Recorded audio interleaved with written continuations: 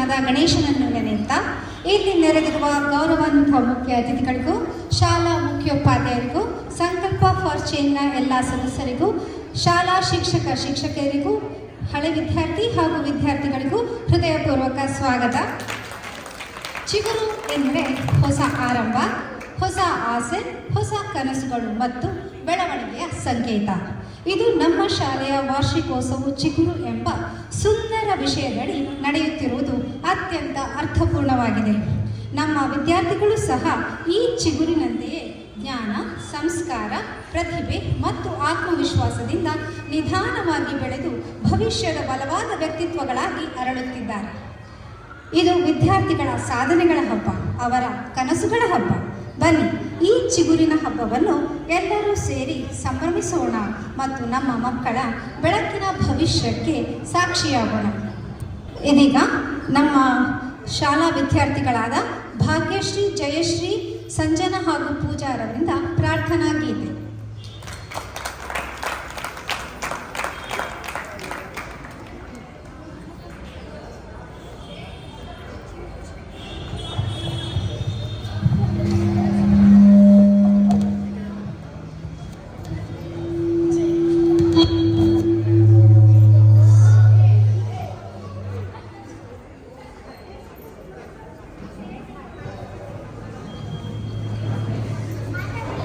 ಗಣಪತಿ ನಿನ್ನ ಸ್ತುತಿ ಮಾಡುತ್ತೇನ, ಸಭೆಯ ಗಮತಿ ಕೊಡು ವಿದ್ಯೆಯ ದಯ ಕರುಣ. ಜನನ ನನ್ನ ಜೈಕಾರ ನುಡಿಸುತ್ತ ತಾಳದೊಳಗೆ ಮಾಡುವೆ ಶರಣ, ತಾಳದೊಳಗೆ ಮಾಡುವೆ ಶರಣ. ಚತುರ್ಮುಖ ಏಕಯಂತ್ರ ಶರಣು ಚಕ್ರ ಹಿಡಿದುಕೊಂಡು ಸರರ ಬಂದು ಇಳಿದ ಧರೆಯೊಳಗ, ಹತ್ತಿ ಬಂದು ಇಲಿಯ ಮೇಲೆ ಸುತ್ತಮುತ್ತ ಯಾರ್ಯಾರಿಲ್ಲ, ಒತ್ತಿಗೆ ಹಿಡಿದಾನೋ ಬಲಗೈಯಾಗ, ಒತ್ತಿಗೆ ಹಿಡಿದಾನೋ ಬಲಗೈಯಾಗ. ನೀತಿ ಮಂತ್ರ ಮನೆಗೆ ಹೋಗಿ ಊಟ ಮಾಡಿ ಬರುವಾಗ ಕಣ್ಣಿ ಬಿದ್ದ ನಡು ದಾರಿಯೊಳಗ, ಬಡ್ಡ ಹೊಟ್ಟೆ ಹೊಡೆದು ಪಾಯಸವರಿಗೆ ಒಂದು ದಡ್ಡ ತುಕ್ಕಿ ಕೆರೆ ಹೊಡೆದಂಗ, ಬಳಿದು ತುಂಬುತ್ತಾನೋ ದಿಟ್ಟ, ಸರ ಹಿಡಿದು ಹಾಕುತ್ತಾನೋ ಕಟ್ಟ. ಚಂದ್ರಮಾನಕ್ಕೂ ಬಿಟ್ಟ, ಗಣಪತಿಗೆ ಬಂತು ಬಹು ಸಿಟ್ಟ. ಅತಿಶಯ ಕೋಪದಿಂದ ಚಂದ್ರಮಕ್ಕೆ ಹೇಳುತ್ತಾನೆ, ಜೋಗಿ ದಿನ ನೋಡಬಾರದು ನಿನ್ನ ಕಿರಣ. ಜನನ ಜೈಕಾರ ನುಡಿಸುತ್ತ ತಾಳದೊಳಗೆ ಮಾಡುವೆ ಶರಣ, ತಾಳದೊಳಗೆ ಮಾಡುವೆ ಶರಣ.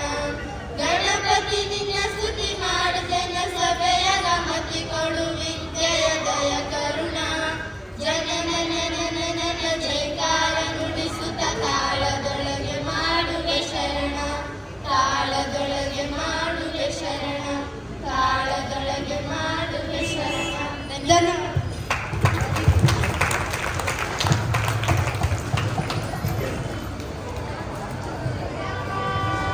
ತುಂಬ ಚೆನ್ನಾಗಿ ಕಾರ್ಯಕ್ರಮಕ್ಕೆ ಚಾಲನೆ ಕೊಟ್ಟಿದ್ದಾರೆ ನಮ್ಮ ವಿದ್ಯಾರ್ಥಿಗಳು, ಅವರಿಗೆ ಧನ್ಯವಾದಗಳು. ಮುಂದಿನ ಕಾರ್ಯಕ್ರಮ ದೀಪ ಬೆಳಗಿಸಿ ಕಾರ್ಯಕ್ರಮವನ್ನು ಉದ್ಘಾಟಿಸುವುದು. ಇದಕ್ಕಾಗಿ ನಮ್ಮ ಮುಖ್ಯ ಅತಿಥಿಗಳಾದ ಡಾಕ್ಟರ್ ಸುಬ್ರಹ್ಮಣ್ಯ ಅವರು, ಶ್ರೀ ರಾಮಕೃಷ್ಣ ಅವರು ಹಾಗೂ ಶ್ರೀಮತಿ ಸವಿತಾ, ಶಾಲಾ ಮುಖ್ಯೋಪಾಧ್ಯಾಯರು ಹಾಗೂ ಶ್ರೀಮತಿ ಶುಭಾ ಅವರು ಬರಬೇಕಾಗಿ ಕೇಳ್ಕೊಳ್ತಾ ಇದ್ದಾರೆ.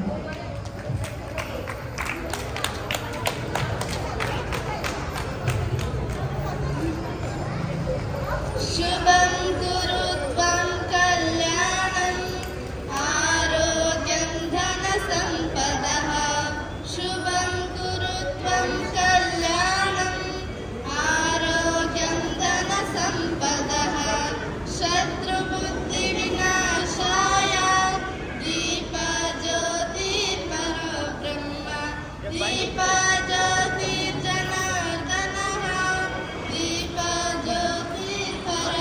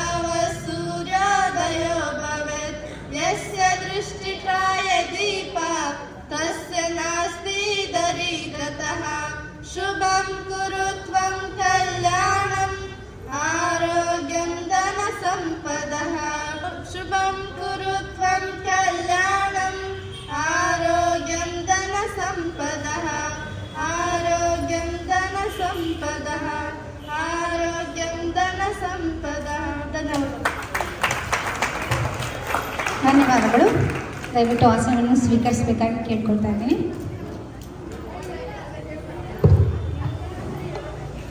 ನಮ್ಮ ಸಂಕಲ್ಪ ಫಾರ್ ಚೇಂಜ್ನ ಸಂಸ್ಥೆಯ ಸಕ್ರಿಯ ಸದಸ್ಯರಾದ ಶ್ರೀಮತಿ ರೂಪಾ ಅವರಿಂದ ಸ್ವಾಗತ ಭಾಷಣ.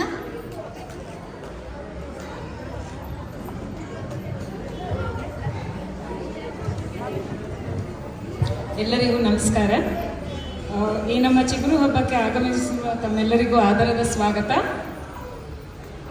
ನಮ್ಮ ಕಾರ್ಯಕ್ರಮದ ಮುಖ್ಯ ಅತಿಥಿಗಳಾದ ಶ್ರೀಯುತ ಡಾಕ್ಟರ್ ಸುಬ್ರಹ್ಮಣ್ಯರವರು ವೃತ್ತಿಯಲ್ಲಿ ವೈದ್ಯರಾಗಿದ್ದರು, ಸಮಾಜ ಸೇವೆಯಲ್ಲಿ ಎತ್ತಿದ ಕೈ. ಇವರಿಗೆ ನಮ್ಮ ಸಂಸ್ಥೆಯ ಪರವಾಗಿ ಆದರದ ಸ್ವಾಗತವನ್ನು ಕೋರುತ್ತಿದ್ದೇವೆ.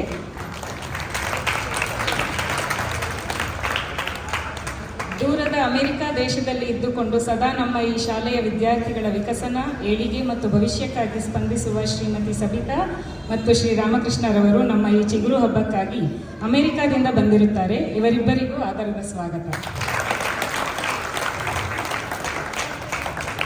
ಈ ಪ್ರತಿಭೆಗಳ ಅರಳುವ ಹೊಸ ಹಬ್ಬಕ್ಕೆ ಸಹಕರಿಸಿ ಪ್ರೋತ್ಸಾಹ ನೀಡಿದ ಶಾಲಾ ಮುಖ್ಯೋಪಾಧ್ಯಾಯರಿಗೂ, ಶಿಕ್ಷಕ ವೃಂದಕ್ಕೂ, ಸಂಕಲ್ಪ ಫಾರ್ ಚೇಂಜ್ನ ಸದಸ್ಯರಿಗೂ ಕೂಡ ಸ್ವಾಗತವನ್ನು ಬಯಸುತ್ತಿದ್ದೇವೆ. ಇಲ್ಲಿಗೆ ಬಂದಿರುವ ಈ ಶಾಲೆಯ ಹಳೆಯ ವಿದ್ಯಾರ್ಥಿಗಳು, ಡ್ರೀಮ್ ಪಾತ್ ಫೌಂಡೇಶನ್ನ ಸದಸ್ಯರಿಗೂ, ಶ್ರೀರಾಮಕೃಷ್ಣರವರ ಸಹೋದರಿಯಾದ ವಿಶಾಲಾ ಎನ್ನರವರಿಗೂ ಹಾಗೂ ನಮ್ಮೆಲ್ಲರ ನೆಚ್ಚಿನ ವಿದ್ಯಾರ್ಥಿಗಳಿಗೂ ಕೂಡ ಹೃದಯಪೂರ್ವಕ ಸ್ವಾಗತವನ್ನು ಕೋರುತ್ತಿದ್ದೇವೆ. ಪ್ರತಿದಿನವೂ ಹೊಸ ವಿಷಯಗಳನ್ನು ಕಲಿಯೋಣ, ಪ್ರತಿಯೊಂದು ಕೆಲಸವನ್ನು ಆತ್ಮವಿಶ್ವಾಸದಿಂದ ಮಾಡೋಣ ಎಂದು ಕೋರುತ್ತಾ ತಮ್ಮೆಲ್ಲರಿಗೂ ಸ್ವಾಗತವನ್ನು ಬಯಸುತ್ತಿದ್ದೇವೆ. ಧನ್ಯವಾದಗಳು. ಬಹಳ ಸುಂದರವಾಗಿ ಸ್ವಾಗತವನ್ನು ಮಾಡಿದ್ದಾರೆ ರೂಪಾ ಅವರು, ಅವರಿಗೆ ಧನ್ಯವಾದಗಳು. ಬದಲಾವಣೆ ದೊಡ್ಡ ಮಾತುಗಳಿಂದಲ್ಲ, ಸಣ್ಣ ಸಣ್ಣ ಕಾರ್ಯಗಳಿಂದ ಆರಂಭವಾಗುತ್ತದೆ ಎಂಬುದನ್ನು ತಮ್ಮ ಸೇವೆಯ ಮೂಲಕ ತೋರಿಸುತ್ತಿರುವ ನಮ್ಮ ಸಂಸ್ಥೆಯ ಸಂಸ್ಥಾಪಕರಲ್ಲಿ ಒಬ್ಬರಾದ ಶ್ರೀಮತಿ ಶುಭಾ ದಯಾನಂದ್ ಅವರು ಸಂಸ್ಥೆಯ ಬಗ್ಗೆ ತಮಗೆ ಸಂಕ್ಷಿಪ್ತ ಪರಿಚಯ ನೀಡಲಿದ್ದಾರೆ. ಅವರಿಗೆ ಭರ್ಜರಿ ಕರತಾಡನದೊಂದಿಗೆ ಸ್ವಾಗತಿಸೋಣ.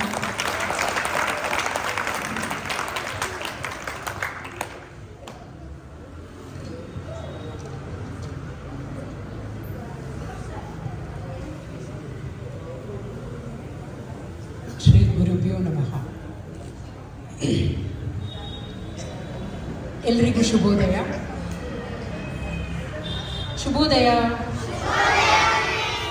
ಎಸ್, ಈಗ ಕ್ಲಾಸ್ಗೆ ಬಂದ ಹಾಗೆ ಅನಿಸ್ತಾ ಇದೆ. ಈಗ ಮಾತಾಡ್ಬೇಕು ನಾನು. 10 ವರ್ಷಗಳ ಹಿಂದೆ ಒಂದು ಬಿತ್ತಿದಂತಹ ಬೀಜ ಮೊಳಕೆಯೊಡೆದು ಚಿಗುರಾಗಲು ಬರೋಬ್ಬರಿ 10 ವರ್ಷ ತಗೊಂಡಿತು.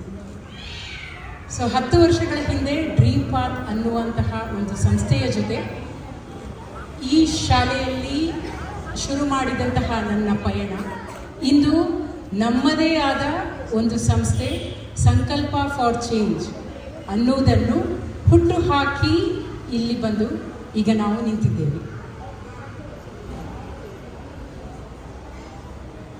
10 ವರ್ಷಗಳ ಹಿಂದೆ ಒಂದ್ಸಲ ಯಾರೋ ನನಗೆ ಪರಿಚಯ ಇಲ್ಲದವರು ಫೋನ್ ಮಾಡಿ, ಮಕ್ಕಳಿಗೆ ಕೌನ್ಸಿಲಿಂಗ್ ಮಾಡ್ತೀರಾ, ಇಲ್ಲೊಂದು ಗೌರ್ಮೆಂಟ್ ಸ್ಕೂಲ್ ಇದೆ, ನಮಗೆ ಕೌನ್ಸಿಲರ್ಸ್ ಬೇಕು ಅಂತ ಅಂದಿದ್ರು. ಪರಿಚಯನೂ ಇಲ್ಲ, ಏನೂ ಇಲ್ಲ, ಆದರೂ ಹಾಂ ಅಂತ ಅಂದ್ಬಿಟ್ಟೆ. ಸೊ ಆವತ್ತು ಹೇಳಿದ್ದು ಹಾಂ ಅಂದ ಮಾತು ಇವತ್ತು ನನ್ನನ್ನು ಇಲ್ಲಿವರೆಗೆ ತಂದು ನಿಲ್ಲಿಸಿದೆ. ಸೊ ಡ್ರೀಮ್ ಪಾತ್ ಫೌಂಡೇಶನ್ ಸಂಸ್ಥೆಯೊಂದಿಗೆ ಕೈ ಜೋಡಿಸಿ ಈ ಶಾಲೆಯೊಂದಿಗೆ ನಾನು ಕಳೆದ 10 ವರ್ಷದಿಂದ ಮಕ್ಕಳ ಕೌನ್ಸಿಲಿಂಗ್ ಆಗಲಿ ಅಥವಾ ಮಕ್ಕಳಿಗೆ ಸ್ವಲ್ಪ ಜೀವನ ಕೌಶಲ್ಯಗಳ ತರಬೇತಿ ನೀಡುವುದಾಗಲಿ ಮಾಡುತ್ತಾ ಬಂದಿದ್ದೇನೆ. ಮೊದಲು ಚೆನ್ನಾಗಿ ನಮ್ಮ ಕಾರ್ಯಾಗಾರಗಳು ನಡೀತಾ ಹೋದವು. ಮತ್ತು ಕೊರೋನಾ ಬಂದು ನಮ್ಮ ಎಲ್ಲ ಜೀವನವನ್ನು ಅಸ್ತವ್ಯಸ್ತ ಮಾಡಿಬಿಟ್ಟಿತು. ಸೊ ಹಾಗಾಗಿ ನಮ್ಮ ಕಾರ್ಯಗಳು ಮತ್ತೆ ಆಮೆಗತಿಯಲ್ಲಿ ನಡೆಯೋದಕ್ಕೆ ಶುರುವಾಯಿತು. ಕಾರ್ಯಗಳು ಅಂತೂ ನಿಂತು ಹೋಗಿಲ್ಲ, ಒಂದು ಸ್ವಲ್ಪ ಆಗ್ತಾ ಇತ್ತು. ಕಾರಣಾಂತರದಿಂದ ಡ್ರೀಮ್ ಪಾತ್ ಅವರಿಗೆ ಮತ್ತೆ ಮುಂದೆ ಇಲ್ಲಿ ಬರಲಿಕ್ಕಾಗಲಿಲ್ಲ. ನನ್ನ ಮನೆ ಇಲ್ಲೇ ಹತ್ತಿರ ಇದ್ದ ಕಾರಣನೋ ಏನೋ, ಅಥವಾ ರಾಮಕೃಷ್ಣ ಅವರು ನನ್ನ ಮೇಲಿಟ್ಟಿದ್ದ ನಂಬಿಕೆ ಮತ್ತು ವಿಶ್ವಾಸವನ್ನು ಉಳಿಸ್ಕೊಳ್ಬೇಕು ಅಂತ ಅನ್ನೋ ಒಂದು ಪ್ರೆಷರ್ ಅಂತ ಹೇಳ್ಬೋದು. ಸೊ ಹಾಗಾಗಿ ಅವರಿಗೆ ನಾನು ಏನಾದರೂ ಮಾಡ್ತಾ ಇದ್ದೀನಿ ಅಂತ ಒಂದು ಅಪ್ಡೇಟ್ ಕೊಡಬೇಕಲ್ವಾ ಅನ್ನೋ ಪ್ರೆಷರಲ್ಲಿ ಬರ್ತಾ ಇದೆ ಅಂತ ಹೇಳ್ಬೋದು. ಬಹುಶಃ ನನಗೆ ಅದೇ ಅನಿಸೋದು, ಯಾರಾದರೂ ನಮ್ಮನ್ನು ಕೇಳೋರಿದ್ರೆ ಅಥವಾ ನಮಗೆ ಯಾರಾದರೂ ಗೈಡ್ ಮಾಡೋರಿದ್ರೆ ಅಥವಾ ನಮ್ಮನ್ನು ಯಾರಾದರೂ ವಿಚಾರಿಸೋದು ಇದ್ದರೆ ನಾವು ಒಂದು ಸರಿಯಾದ ಮಾರ್ಗದಲ್ಲಿ ನಡೀತಾ ಇರ್ತೀವಿ ಅಂತ. ಸೊ ಹಾಗಾಗಿ ಮತ್ತೆ 4-5 ವರ್ಷ ಈ ಸ್ಕೂಲಿಗೆ ಆವಾಗ 1 ತಿಂಗಳಿಗೋ 2 ತಿಂಗಳಿಗೋ ಬಂದು ಈ 10ನೇ ತರಗತಿಯ ವಿದ್ಯಾರ್ಥಿಗಳಿಗೆ ಮುಂದೆ SSLC ನಂತರ ಮುಂದೇನೋ ಅನ್ನುವ ಬಗ್ಗೆನೋ ಅಥವಾ ಓದೋದು ಹೇಗೇನೋ ಈ ಥರದ ವಿವಿಧ ಕಾರ್ಯಾಗಾರಗಳನ್ನು ನಾನು ಮಾಡ್ತಾ ಇದ್ದೆ. ಆದರೆ ಎಲ್ಲವೂ ನಿಧಾನಗತಿಯಲ್ಲಿ ಆಗ್ತಾ ಇತ್ತು. ಎಲ್ಲ ಹೇಳ್ತಾರಲ್ಲ, ಸಮಯ ಬರಬೇಕು, ಯಾವುದಕ್ಕೂ ಸುಸಮಯ ಬಂದರೆ ಮಾತ್ರ ನಡೆಯೋದು ಅಂತ. ಸೊ ಹಾಗೆ ಬಹುಶಃ ಈ ವರ್ಷ ನಮಗೆ ಆ ಸುಸಮಯ ಬಂದೇ ಬಿಟ್ಟಿದೆ ಅಂತ ನಾನು ಹೇಳ್ಬೋದು. ಯಾಕಂದರೆ 10 ವರ್ಷದ ಹಿಂದೆ ಮಾಡಿದಂತಹ ಒಂದು ಚಿಗುರು ಹಬ್ಬ ಯಾವುದು ನಿಂತು ಹೋಗಿತ್ತೋ ಅದು ಈ 10 ವರ್ಷದ ಬಳಿಕ ಮತ್ತೆ ಇವತ್ತು ಇಲ್ಲಿ ನಡೆಯಲಿಕ್ಕೆ ಇಲ್ಲಿ ಆರಂಭವಾಗಿದೆ. ಸೊ ಆ ಸುಸಂದರ್ಭ ಬಂದ ಕಾರಣ ಹಾಗೂ ಬಹುಶಃ ದೇವರು ನಮಗೆ ದಯೆಯನ್ನು ಕೊಟ್ಟಿದ್ದಾನೆ ಅಂತ ಅನಿಸುತ್ತೆ. ಎಲ್ಲ ನಮ್ಮದೇ ಆದ ಒಂದು ಸಂಸ್ಥೆ ಅಂತ ನಾವು ಮಾಡ್ಕೊಂಡ್ವಿ. 10-12 ಜನ ಸದಸ್ಯರು ಸೇರಿದ್ರು. ಸೊ ಇಲ್ಲಿ ನೀವು ನೋಡಿರ್ಬೋದು, ಈ ಮಕ್ಕಳಿಗೆ ಎಲ್ಲ ಕಲಿಸಿರುವವರು ನಮ್ಮ ಸಂಘದ ಸದಸ್ಯರೇ. ಸೊ ಎಲ್ಲರೂ ಬಂದು ಈ ಚಿಗುರು ಹಬ್ಬಕ್ಕೆ ಬೇಕಾದಷ್ಟು ಸಹಕಾರ ನೀಡಿ ಮಕ್ಕಳನ್ನು ತಯಾರಿ ಮಾಡಿದ್ದಾರೆ. ಸೊ ಈ ಥರ ನಮ್ಮ ಸಂಸ್ಥೆ ಈ ಒಂದು ಶಾಲೆಯಲ್ಲಿ ಈ ಶೈಕ್ಷಣಿಕ ವರ್ಷದಲ್ಲಿ ಕಳೆದ ಜೂನ್ನಿಂದ ರೆಗ್ಯುಲರ್ ಆಗಿ ಕಂಟಿನ್ಯೂಸ್ ಆಗಿ 15 ದಿವಸಕ್ಕೊಮ್ಮೆ ಮಕ್ಕಳಿಗೆ ಜೀವನ ಕೌಶಲ್ಯದ ತರಬೇತಿ ನಾವು ನೀಡ್ತಾ ಇದ್ದೇವೆ. ವಿದ್ಯೆಯ ಪ್ರಾಮುಖ್ಯತೆ ಏನು ಅನ್ನುವುದರಿಂದ ಹಿಡಿದು ಓದೋದು ಹೇಗೆ, ಸ್ಟಡಿ ಸ್ಕಿಲ್ಸ್ ಏನು, ನೆನಪಿನಲ್ಲಿ ಇಟ್ಟುಕೊಳ್ಳುವುದು ಹೇಗೆ, ಈ ಥರ ಸಮಯ ನಿರ್ವಹಣೆ ಮಾಡುವುದು ಹೇಗೆ, ಈ ಥರ ವಿವಿಧ ಕಾರ್ಯಾಗಾರಗಳನ್ನು ನಾವು ನಡೆಸುತ್ತಾ ಬಂದಿದ್ದೇವೆ. ಅದೇ ಅಲ್ಲದೆ ಮಾದಕ ದ್ರವ್ಯಗಳ ಬಗ್ಗೆ ಮಕ್ಕಳಿಗೆ ಎಚ್ಚರಿಕೆಯನ್ನು ನೀಡುವಂತಹ ಕಾರ್ಯಾಗಾರವನ್ನು ನಡೆಸಿದ್ದೇವೆ. ಹಾಗೆ ಇನ್ನು ಮುಂದೆ SSLC ಮಕ್ಕಳಿಗೆ SSLC ನಂತರ ಮುಂದೇನು ಅನ್ನುವ ಬಗ್ಗೆ ಮಾರ್ಗದರ್ಶನ ನೀಡಬೇಕು ಅಂತಲೂ ಅಂದುಕೊಂಡಿದ್ದೇವೆ. ಸೊ ಈ ಥರ ನಮ್ಮ ಈ ವರ್ಷದ ಪಯಣ ಇಲ್ಲಿವರೆಗೆ ಬಂದು ನಿಂತಿದೆ. ನಮ್ಮ ಈ ಸಂಸ್ಥೆ ಈಗಷ್ಟೇ ಶುರುವಾಗಿದ್ದು ನಮ್ಮ ಕಚೇರಿ ನ್ಯೂ BL ರೋಡ್ನಲ್ಲಿದೆ. ಸೊ ಅಲ್ಲಿ ಸಹ ನಾವು ಪ್ರತಿ ತಿಂಗಳು ತಿಂಗಳಿನ ಕೊನೆ ಶುಕ್ರವಾರ ಮಕ್ಕಳೇ ಸ್ವಲ್ಪ ಇಲ್ಲಿ ಕೇಳಿ, ಮಕ್ಕಳೇ ಒಂದು ಸ್ವಲ್ಪ ಕೇಳ್ಬೋದಾ? ತುಂಬ ಕುಯ್ತಾ ಇದ್ದೀನ, ಮತ್ತೆ ಎಕ್ಸಾಮ್ ನಿಮಗೆ ನಾನು ಏನು ಮಾತಾಡಿದೆ ಅದೆಲ್ಲ ನಂಗೆ ಬರ್ಕೊಡ್ಬೇಕು, ಕಿವಿ ಕೊಟ್ಟು ಕೇಳಬೇಕೀಗ. ಓಕೆ? ಹಾಂ, ನಾನು ಏನು ಹೇಳ್ತೀನಿ ಅದೆಲ್ಲ ಕಿವಿ ಕೊಟ್ಟು ಕೇಳಬೇಕೀಗ.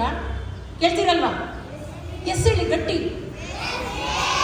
ವೆರಿ ಗುಡ್, 2 ನಿಮಿಷ. ಓಕೆ? ಸೊ ನಮ್ಮ ಕಚೇರಿಯಲ್ಲಿ ನಾವು ತಿಂಗಳಿಗೆ ಒಂದು ಕೊನೆಯ ಶುಕ್ರವಾರ ಉಚಿತ ಕಾರ್ಯಾಗಾರಗಳನ್ನು ಮಾಡ್ತಾ ಇದ್ದೇವೆ. ಅಂದರೆ ಬೇರೆ ಬೇರೆ ವಿಷಯಗಳಲ್ಲಿ, ಅಂದರೆ ಸ್ಟ್ರೆಸ್ ಮ್ಯಾನೇಜ್ಮೆಂಟು, ಆಮೇಲೆ ಕೌನ್ಸಿಲಿಂಗ್ ಅಂದರೆ ಏನು, ಬೇರೆ ಬೇರೆ ಲೈಫ್ ಸ್ಕಿಲ್ಸ್ಗಳು ಏನು, ಪಾಶ್ ಅನ್ನೋ ಒಂದು ಆ್ಯಕ್ಟ್ ಇದೆ ಅದರ ಬಗ್ಗೆ ವಿವರಣೆ, ಹಾಗೆ ಇನ್ನು ಮುಂದಿನ ವಾರದಲ್ಲಿ ಆಕ್ಯುಪ್ರೆಷರ್ ಅನ್ನೋ ವಿಷಯದ ಬಗ್ಗೆ ಇನ್ನೊಂದು ಕಾರ್ಯಾಗಾರ ನಡೆಯಲಿದೆ. ಇದಕ್ಕೆ ನಾವು ಹತ್ತಿರದ ಎಲ್ಲ ಮಹಿಳೆಯರನ್ನು ಆಹ್ವಾನಿಸ್ತೇವೆ. ಸೊ ಹಾಗಾಗಿ ನಮ್ಮಲ್ಲಿ ಕಮ್ಯುನಿಟಿಯಲ್ಲೂ ಸ್ವಲ್ಪ ಜನರಿಗೆ ಸ್ವಲ್ಪ ಇದರ ಬಗ್ಗೆ ಜಾಗೃತಿ ಮೂಡಿಸಬೇಕು ಅಂತ ಅಲ್ಲಿ ಈಗ ರೆಗ್ಯುಲರ್ ಆಗಿ ಆ ಒಂದು ಕಾರ್ಯಾಗಾರಗಳನ್ನು ನಾವು ಪ್ರತಿ ತಿಂಗಳು ನಡೆಸ್ತಾ ಬರ್ತಾ ಇದ್ದೇವೆ. ಇದೇ ಅಲ್ಲದೆ ಈ ಸ್ಕೂಲ್ ಅಲ್ಲದೆ ಈಗ ಮಂಡ್ಯದಲ್ಲಿ ಒಂದು ಕಾಲೇಜಿನಲ್ಲಿ ಮಕ್ಕಳಿಗೋಸ್ಕರ ಒಂದು ಕಾರ್ಯಾಗಾರ ನಡೆಯಿತು. ಅದೇ ಅಲ್ಲದೆ ನಾಗರಬಾವಿಯಲ್ಲಿ ಒಂದು ಕಮ್ಯುನಿಟಿಯಲ್ಲಿ ಪೇರೆಂಟಿಂಗ್ ವರ್ಕ್ಶಾಪ್ ಬೇಕು ಅಂತ ಹೇಳಿದರು. ಸೊ ಹಾಗಾಗಿ ಅಲ್ಲಿನ ಕಮ್ಯುನಿಟಿನ ಎಲ್ಲ ಮೆಂಬರ್ಸ್ಗೆ ನಾವು ಪೇರೆಂಟಿಂಗ್ ಅಂದ್ರೇನು, ಯಾವ ಥರ ನಾವು ಮಾಡಬೇಕು ಅನ್ನೋದರ ಬಗ್ಗೆಯೂ ಕಾರ್ಯಾಗಾರ ನೀಡಿದ್ದೇವೆ. ಇನ್ನು ಮುಂದೆ ಬಹುಶಃ ಮುಂದಿನ ಶೈಕ್ಷಣಿಕ ವರ್ಷದಲ್ಲಿ ಈ ಶಾಲೆಯೊಂದಿಗೆ ಆದಷ್ಟು ಗ್ರಾಮೀಣ ಶಾಲೆಗಳಿಗೆ ನಾವು ರೀಚ್ ಔಟ್ ಮಾಡಬೇಕು, ಅಲ್ಲೂ ಸಹ ವಿವಿಧ ಕಾರ್ಯಾಗಾರಗಳನ್ನು ನಡೆಸಬೇಕು ಅಂತ ಬಹಳಷ್ಟು ಕನಸುಗಳನ್ನು ಕಾಣ್ತಾ ಇದ್ದೇವೆ.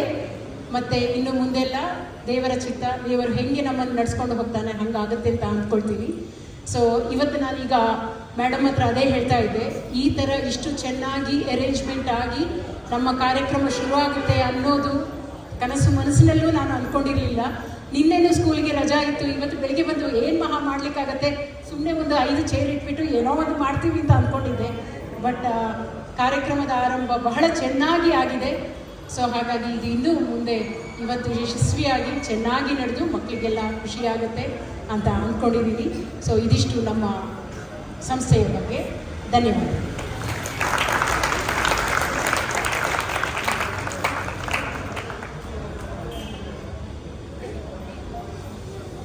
ಈಗಷ್ಟೇ ಹೇಳಿದೆ ನಮ್ಮ ಡ್ರೀಮ್ ಪಾತ್ ಫೌಂಡೇಶನ್ ಜೊತೆ ನಾವು 10 ವರ್ಷದಿಂದ ಇಲ್ಲಿ ಮಾಡ್ತಾ ಇರೋದು ಅಂತ. ನಾನು ಇಲ್ಲಿ ಬಂದಾಗ ಇದ್ದಂತಹ 8ನೇ 9ನೇ ತರಗತಿಯಲ್ಲಿ ಇದ್ದಂತಹ ವಿದ್ಯಾರ್ಥಿಗಳು ಇವತ್ತು ನಮ್ಮ ಜೊತೆ ಇದ್ದಾರೆ. ಅವರಿಗೂ ಸಹ ನಾನು ಎಲ್ಲರ ನಮ್ಮ ಸಂಸ್ಥೆಯ ಪರವಾಗಿ ನಾನು ಸ್ವಾಗತ ಮಾಡ್ತೇನೆ ಹಾಗೂ ಬಂದದಕ್ಕೆ ಧನ್ಯವಾದಗಳನ್ನು ಹೇಳ್ತೀನಿ.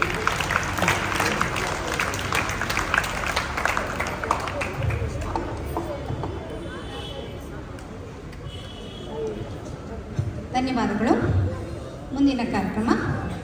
ಈಗ ನಾನು ಪರಿಚಯ ಮಾಡಲಿರುವ ಪ್ರೇರಣಾದಾಯಕ ವ್ಯಕ್ತಿ ಸರಳ ಸಜ್ಜನಿಕೆ ಇನ್ನೊಂದು ಹೆಸರು. ಅವರೇ ಶ್ರೀರಾಮಕೃಷ್ಣ ಸರ್. ಶ್ರೀರಾಮಕೃಷ್ಣ ಅವರು ಪ್ರತಿಯೊಬ್ಬ ಮಗುವಿಗೂ ತನ್ನದೇ ಆದ ಧ್ವನಿ ಮತ್ತು ಜೀವನದ ಗುರಿಯನ್ನು ಕಂಡುಕೊಳ್ಳುವ ಅವಕಾಶ ದೊರಕಬೇಕು ಎಂಬ ದೃಢ ನಂಬಿಕೆ ಹೊಂದಿದ್ದಾರೆ. ಮಾರ್ಗದರ್ಶನ ಮತ್ತು ಪ್ರೋತ್ಸಾಹದ ಮೂಲಕ ಮಕ್ಕಳು ತಮ್ಮ ಮುಂದಿನ ದಿಕ್ಕನ್ನು ಕಂಡು ಸಮಾಜದ ಅಭಿವೃದ್ಧಿಗೆ ಮಹತ್ವದ ಕೊಡುಗೆ ನೀಡುವ ವ್ಯಕ್ತಿಗಳಾಗಿ ಬೆಳೆಯಬಹುದು ಎಂಬ ವಿಶ್ವಾಸವನ್ನು ಅವರು ಹೊಂದಿದ್ದಾರೆ. ನಮ್ಮ ಸಂಸ್ಥೆಯ ಪ್ರತಿಯೊಂದು ಕಾರ್ಯದಲ್ಲಿಯೂ ಸದಾ ನಮ್ಮ ಬೆನ್ನೆಲುಬಾಗಿ ನಿಂತ ಈ ಸಹೃದಯಿ ಶ್ರೀ ರಾಮಕೃಷ್ಣ ಅವರು ಸಭೆಯನ್ನು ಉದ್ದೇಶಿಸಿ ಮಾತನಾಡಬೇಕಾಗಿ ಕೇಳಿಕೊಳ್ತಾ ಇದ್ದೇನೆ.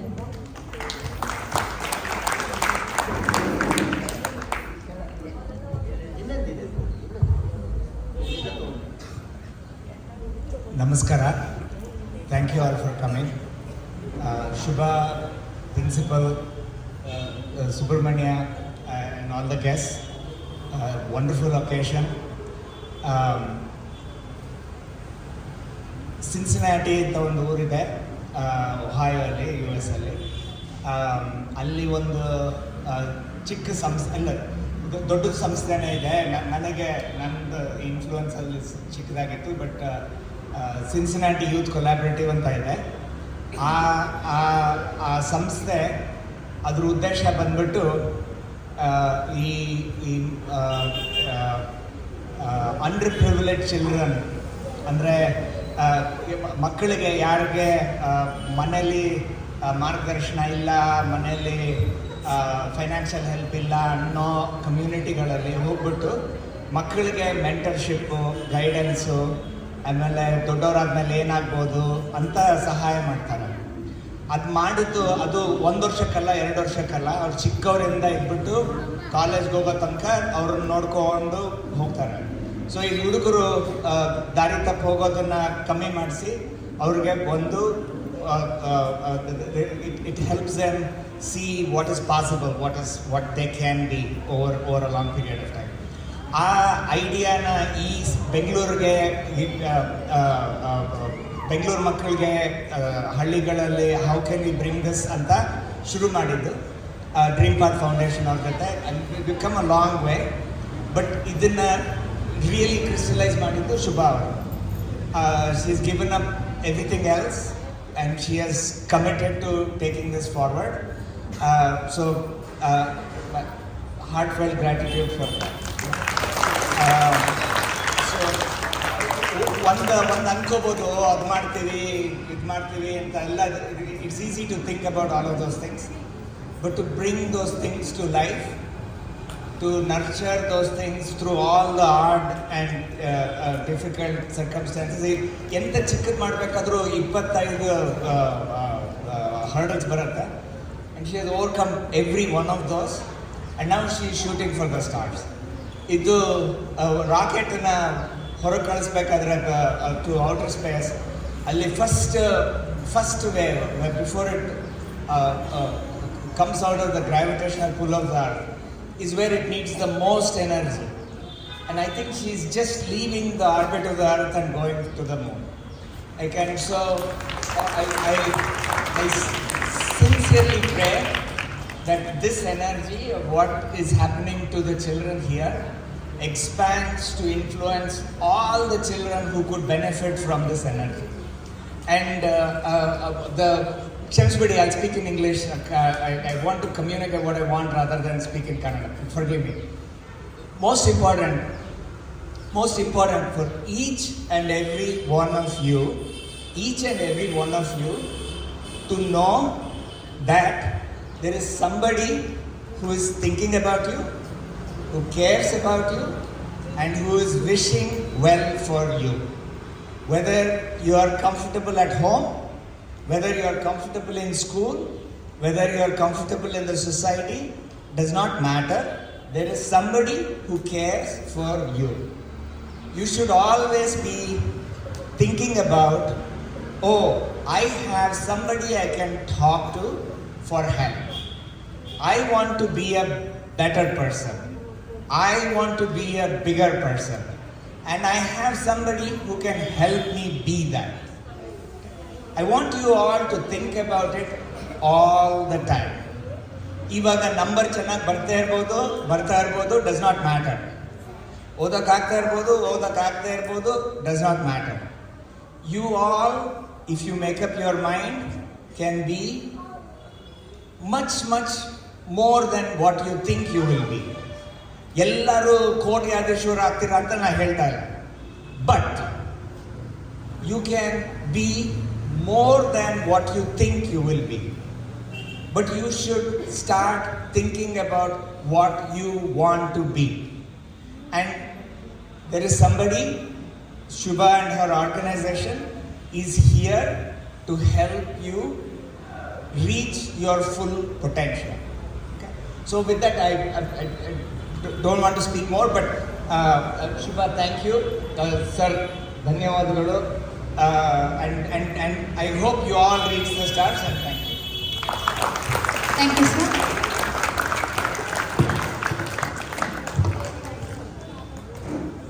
ಶ್ರೀಮತಿ ಸಬಿತಾ ಇವರು ಶ್ರೀರಾಮಕೃಷ್ಣ ಅವರ ಧರ್ಮಪತ್ನಿ.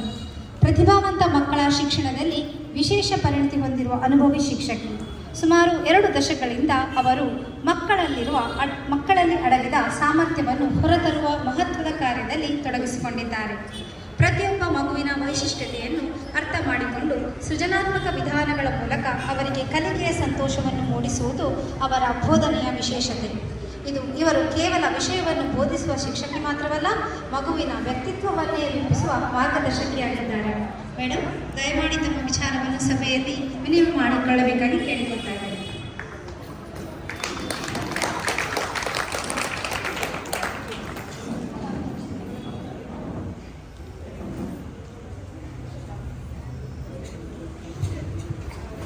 ನಮಸ್ಕಾರ. Good morning everyone. ಈ ಮಕ್ಕಳೆಲ್ಲ ನೋಡಿ ಫಸ್ಟ್ ನನಗೆ ಜ್ಞಾಪಕ ಬರ್ತಿರೋದು, ನಾನು ಅಮೇರಿಕಾದಲ್ಲಿ ಬಿಟ್ಟು ಬಂದಿರೋ ನನ್ನ ಕ್ಲಾಸ್ ಮಕ್ಕಳು. ನಿಮ್ಮ ಥರನೇ ಎಲ್ಲರೂ ಯಾವಾಗಲೂ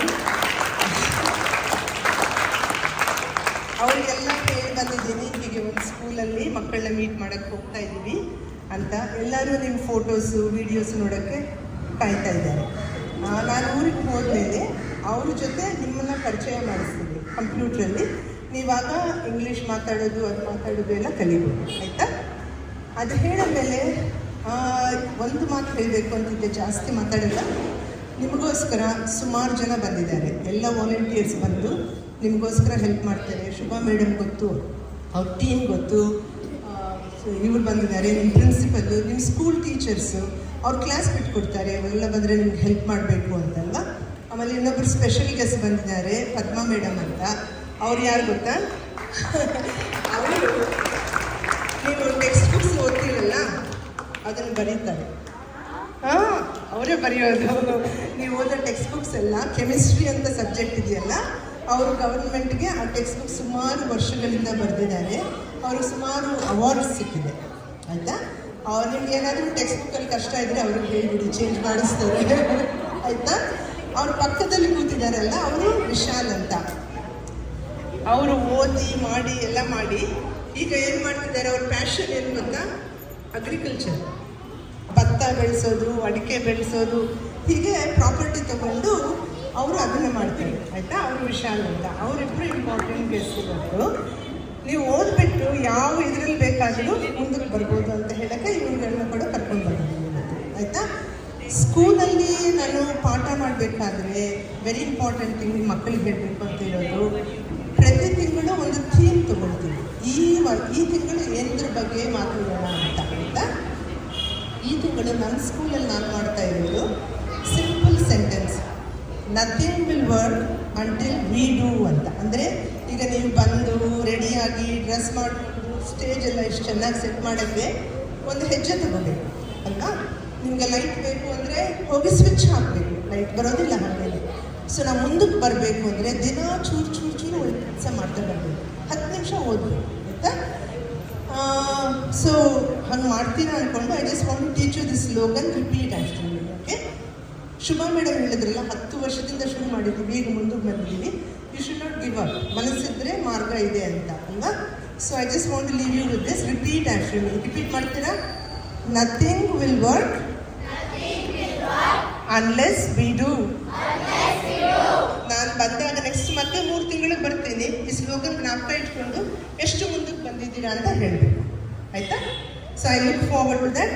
ನೀವೆಲ್ಲ ನಿಮ್ಮ ಕಾರ್ಯಕ್ರಮಕ್ಕೆ ತುಂಬ ಪ್ರಾಕ್ಟೀಸ್ ಮಾಡಿದ್ದೀರಾ ಅಂತ ಕೇಳಿದ್ದೀನಿ. We are waiting to see that. I also want to take the opportunity to thank Shubha, Subramania principal, teachers, all the volunteers. We are very, very grateful to all of you. We are grateful to you. Thank you. ಧನ್ಯವಾದಗಳು ma'am.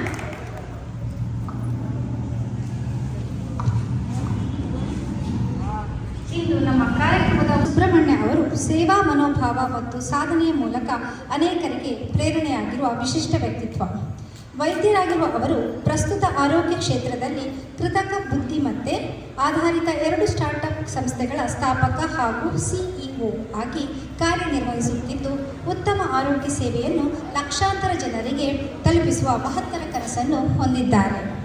ಹಿಂದೆ ನಾಗರಿಕ ಸೇವೆಯಲ್ಲಿ ಸೇವೆ ಸಲ್ಲಿಸಿದ ಇವರು ವಿಶ್ವ ಆರೋಗ್ಯ ಸಂಸ್ಥೆಯ ಭಾರತ ಲಸಿಕಾ ಕಾರ್ಯಕ್ರಮದ ಪ್ರಮುಖ ತಂಡದ ಸದಸ್ಯರಾಗಿ ದೇಶದ ಸಾರ್ವಜನಿಕ ಆರೋಗ್ಯ ಅಭಿವೃದ್ಧಿಗೆ ಮಹತ್ವದ ಕೊಡುಗೆ ನೀಡಿದ್ದಾರೆ. 3 ದಶಕಗಳ ಸಾರ್ವಜನಿಕ ಆರೋಗ್ಯದ ಅನುಭವದೊಂದಿಗೆ ಭಾರತದ ಅನೇಕ ರಾಜ್ಯಗಳಲ್ಲಿ ಸೇವೆ ಸಲ್ಲಿಸಿ ರಾಷ್ಟ್ರೀಯ ಮಟ್ಟದ ದೊಡ್ಡ ಯೋಜನೆಗಳಿಗೆ ಯಶಸ್ವಿಯಾಗಿ ನೇತೃತ್ವ ನೀಡಿದ್ದಾರೆ. ಸರ್, ಸಭೆಯನ್ನು ಉದ್ದೇಶಿಸಿ ಮಾತನಾಡಬೇಕಾಗಿ ಕೇಳ್ಕೊಳ್ತಾ ಇದ್ದಾರೆ.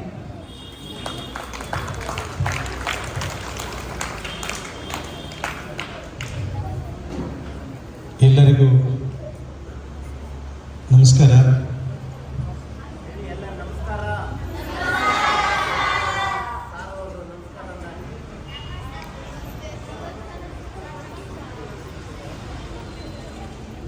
ಜೀವ ಜಡರೂಪ ಪ್ರಪಂಚವದೆಲ್ಲವೂ ಆವರಿಸಿಕೊಂಡು ಮೊಳನೆದು ನಿಗುದಂತೆ, ಭಾವಗೊಳಪಡದಂತೆ ಅಳತೆಗಳ ಒಳದಂತೆ ಆ ವಿಚಿತ್ರಕ್ಕೆ ನಮಿಸು ಮಂಕುತಿಮ್ಮ.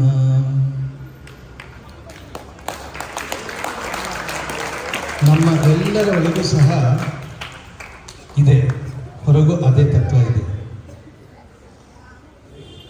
ಕಾಣೋದಿಲ್ಲ, ನಮ್ಮೆಲ್ಲರನ್ನೂ ಸಮಾನ ರೂಪದಲ್ಲಿ ಅದು ಬಂಧಿಸಿದೆ. ಅಂತಹ ರೂಪದಲ್ಲಿರುವಂಥ ಆ ಪರಮಾತ್ಮನಿಗೆ ನಮಸ್ಕಾರವನ್ನು ನಾನು ಯಾಕೆ ಹೇಳಿದೆ ಅಂದರೆ, ನಾನು ನಿಮ್ಮ ಎದುರುಗಡೆ ನಿಂತ್ಕೊಂಡೆ ಅಂತ ಮಾತ್ರಕ್ಕೆ ನಾನು ದೊಡ್ಡವನಲ್ಲ, ಅಥವಾ ನೀವು ಯಾವುದೋ ಒಂದು ಬಡ ಕುಟುಂಬದಿಂದ ಬಂದಿದ್ದೀರಿ ಅಂದ ಮಾತ್ರಕ್ಕೆ ನೀವು ಚಿಕ್ಕವರಲ್ಲ. ನಾವೆಲ್ಲ ಒಂದೇ, ನಾವೆಲ್ಲ ಸಮಾನರು ಅನ್ನೋದು ಮೊದಲು ನಮ್ಮ ಭಾವನೆ. ನಾನು ನಿಮಗಿಂತ ಜಾಸ್ತಿ ಬುದ್ಧಿವಂತನಲ್ಲ. ಏನು ಅಂತ ಹೇಳಿದ್ರೆ, ನಿಮಗಿಂತ ಮೊದಲು ಹುಟ್ಟಿದೆ ಅಷ್ಟೆ. ನೀವು ಈ ಪ್ರಪಂಚಕ್ಕೆ ಬರೋದಕ್ಕೆ ಕೆಲವು ವರ್ಷ ಮೊದಲು ನಾನು ಬಂದಿದ್ದೇನೆ. ಹಾಗಾಗಿ ನಾನು ನಿಮ್ಮ ಎದುರಿಗೆ ನಿಂತು ಮಾತಾಡೋದಕ್ಕೆ ನನಗೆ ಅವಕಾಶ ಸಿಗ್ತಾ ಇದೆ ಅಷ್ಟೇ, ಆಯಿತಾ. ಇವತ್ತು ನಾನಿಲ್ಲಿ ನಿಂತು ಇವತ್ತು ನಿಮ್ಮ ಎದುರುಗಡೆ ಮಾತಾಡಬೇಕು ಅಂತ ಹೇಳಿದರೆ, ನಮ್ಮ ಮೇಡಮ್ನವ್ರು ತುಂಬ ಚೆನ್ನಾಗಿ ಹೇಳಿದರು, 30 ವರ್ಷ ಲಕ್ಷಾಂತರ ಜನಕ್ಕೆ ಇಡೀ ದೇಶದಲ್ಲಿ ಸಾರ್ವಜನಿಕ ಆರೋಗ್ಯ ಕಾರ್ಯಕ್ರಮಗಳಲ್ಲಿ ಸೇವೆಯನ್ನು ಸಲ್ಲಿಸಿದ್ದಾರೆ ಅಂತ. ಹಾಗೆ ನಾನೇನಾದರೂ ಮಾಡಿದರೆ ಅದಕ್ಕೆ ಕಾರಣ ನಮ್ಮ ತಂದೆ ತಾಯಿಗಳಿರ್ಬೋದು. ನಮಗೆ ಇವತ್ತಿಗೂ ನನಗೆ ಜ್ಞಾಪಕ ಇದೆ, ನಮ್ಮ 1ನೇ ಕ್ಲಾಸಿಂದ ನಿರ್ಮಲಾ ಟೀಚರ್ ಇರ್ಬೋದು, ಹಂಸಿಯಮ್ಮ ಟೀಚರ್ ಇರ್ಬೋದು, ನಾಗರತ್ನ ಮೇಡಮ್ ಇರ್ಬೋದು, ಜಗದಾಂಬ ಮೇಡಮ್ ಇರ್ಬೋದು. ಹಾಸನದಲ್ಲಿ ನಾನೇನು ಪ್ರೈಮರಿ ಸ್ಕೂಲ್ ಓದಿದೆ, ಯಾವ ಟೀಚರ್ನೂ ನಾನು ಮಾಡ್ತೀನಿ. ಮೆಡಿಕಲ್ ಕಾಲೇಜಲ್ಲಿ ಯಾರು ಟೀಚರ್ಸ್ ಇದ್ರು ಅಂತ ಕೇಳಿ ಮರ್ತೋಗಿದ್ದೀನಿ ಕೆಲವರು. ಆದರೆ ಪ್ರೈಮರಿ ಸ್ಕೂಲ್ ಟೀಚರ್ಸ್ನ ಯಾರೂ ನಾನು ಮಾಡ್ತೀನಿ.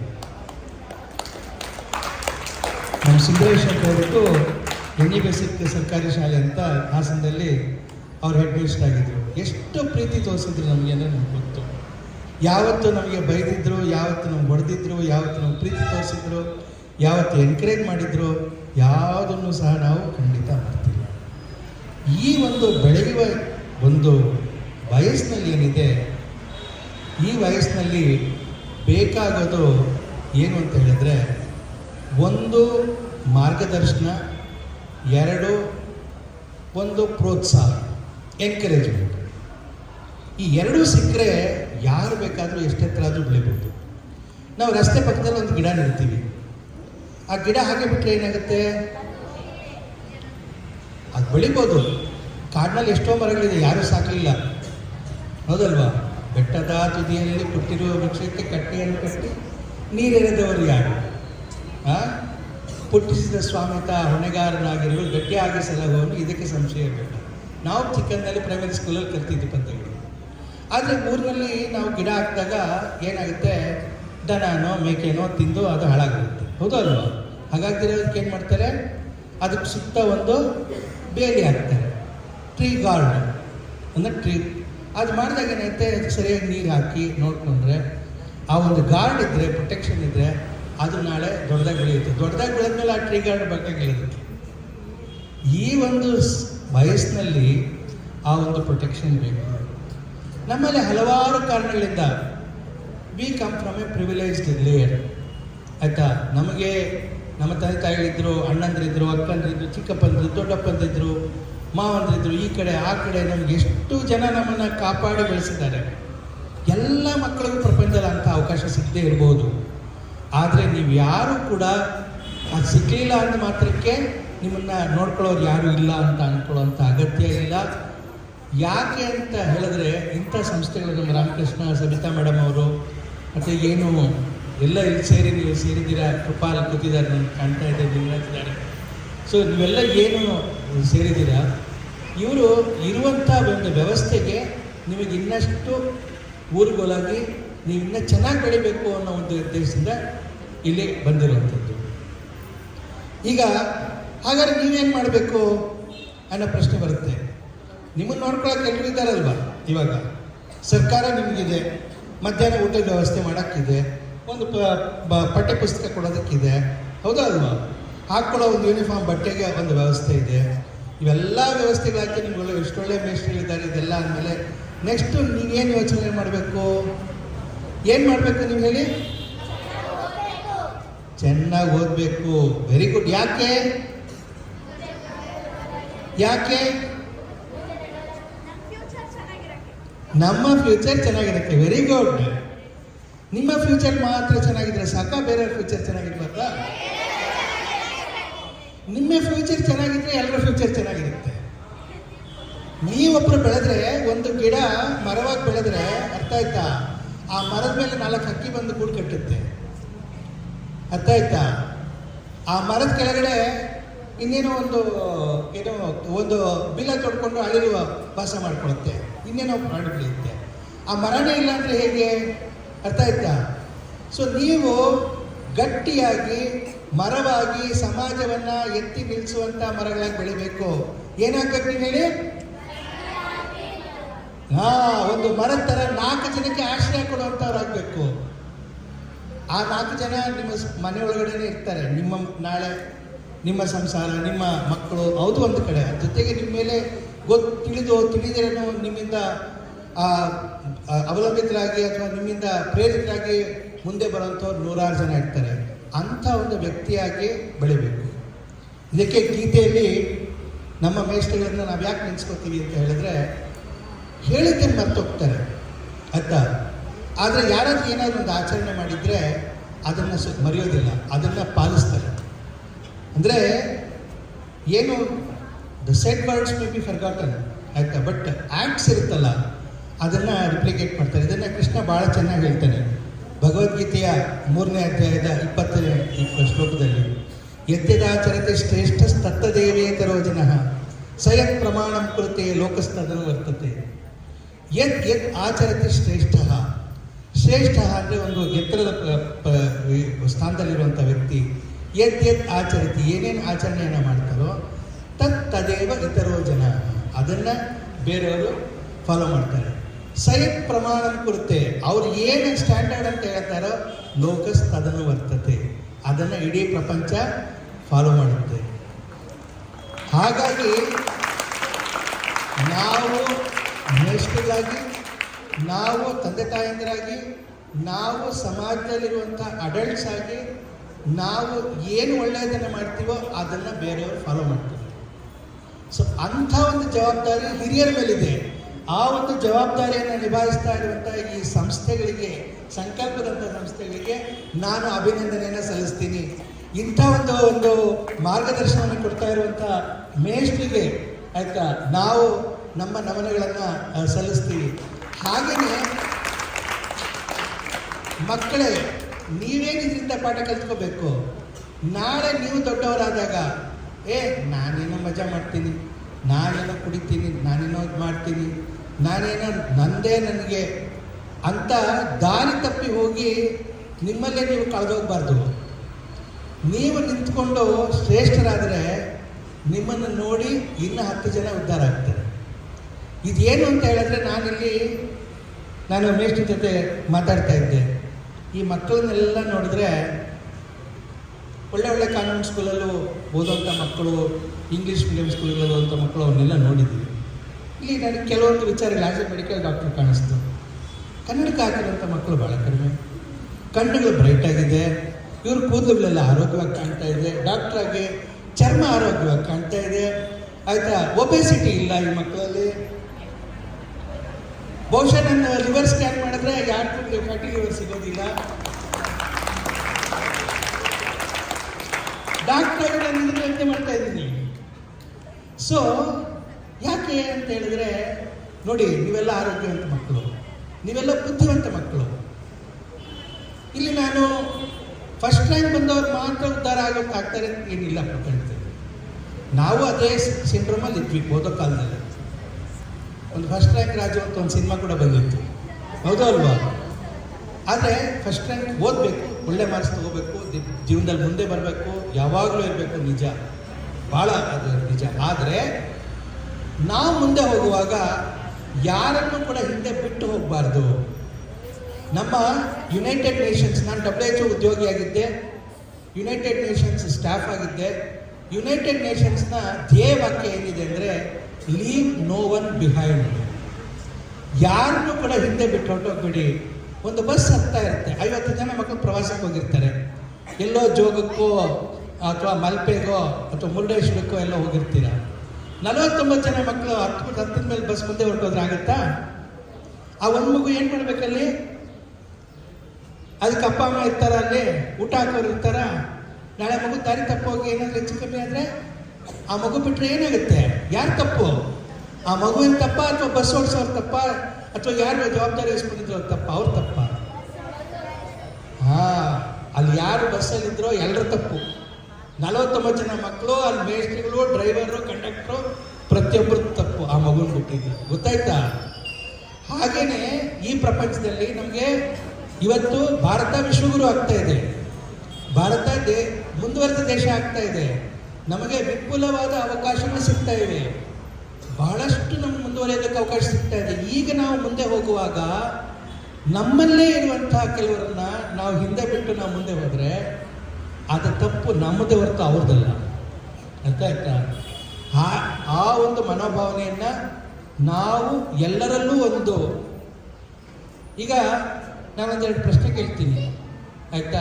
ನೀವು ಏನಾಗಬೇಕು ಅಂತ ಆಸೆ ಪಟ್ಕೊಂಡಿದ್ರೆ ಒಂದು 4-5 ಜನ ಮಕ್ಕಳು ಕೈ ಎತ್ತಿ ನೋಡೋಣ, ಆಯಿತಾ? Very good. ಅಲ್ಲಿ ಆ ಹುಡುಗ ಫಸ್ಟು ಮೈಕ್ ಕೊಡ್ತೀರಾ? Mic please.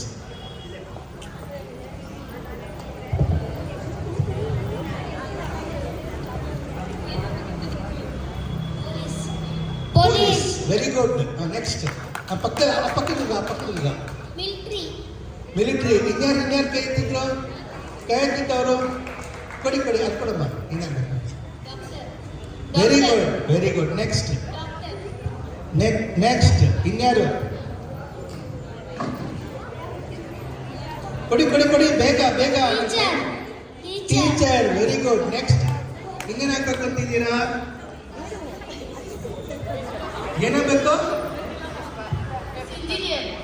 ಇಂಜಿನಿಯರ್ ಆಗಬೇಕು. ನೆಕ್ಸ್ಟ್ ಇಸ್ಕೊಳ್ಳಿ. ಮಾತಾಡಿ. ಹೇಳ್ಬಿಡೋ ಇಲ್ಲ ನಿಮ್ಗೆ ಏನು ಅನ್ಸುತ್ತೆ? ಅದು ಬೇಡ, ಏನು ಆಗಬೇಕು ಅಂತ ಅನ್ಕೊಂಡಿಲ್ಲ. ಸೆಕೆಂಡ್ ಪ್ರಶ್ನೆ ರಾಮಕೃಷ್ಣ ಹೇಳೋದು ಈ ವಯಸ್ಸಿಂದ ಅವ್ರಿಗೆ ಹೇಗಿರ್ಬೇಕು ಹಾ ನೆಕ್ಸ್ಟ್ ವೆರಿ ಗುಡ್. ಅರೆ ಕೇಳಿಸ್ಕೊಳ್ಳಿ, ನಿಮ್ಮ ಫ್ರೆಂಡ್ಸ್ ಏನು ಹೇಳ್ತಾ ಇದ್ದಾರೆ ಅಂತ. ಏನು ಹೇಳಿದ್ರು? ಇಂಜಿನಿಯರ್. ನೆಕ್ಸ್ಟ್ ಏನು ಆಗ್ಬೇಕಾಗಿಲ್ವಾ?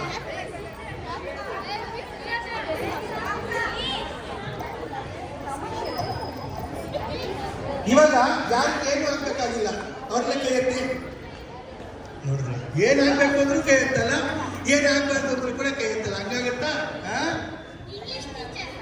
English teacher. Very good. English teacher ಅಂದ್ರೆ ಬಹಳ ಇಷ್ಟ ಅಂತ ಕಾಣುತ್ತೆ.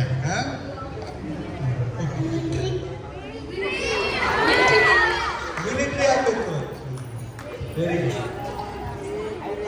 ಈಗ ಸಾಕು. ಈಗ ನಾನು ಯಾಕೆ ಈ ಪ್ರಶ್ನೆ ಕೇಳಿದೆ ಅಂದರೆ, ಇಷ್ಟು ಜನ ಮಿಲಿಟರಿ ಅವರು, ಇಷ್ಟು ಜನ ಪೊಲೀಸ್ ಅವರು, ಇಷ್ಟು ಜನ ಇಂಜಿನಿಯರ್ಗಳು, ಇಷ್ಟು ಜನ ಟೀಚರ್ಗಳು, ಇಷ್ಟು ಜನ ಡಾಕ್ಟ್ರುಗಳು,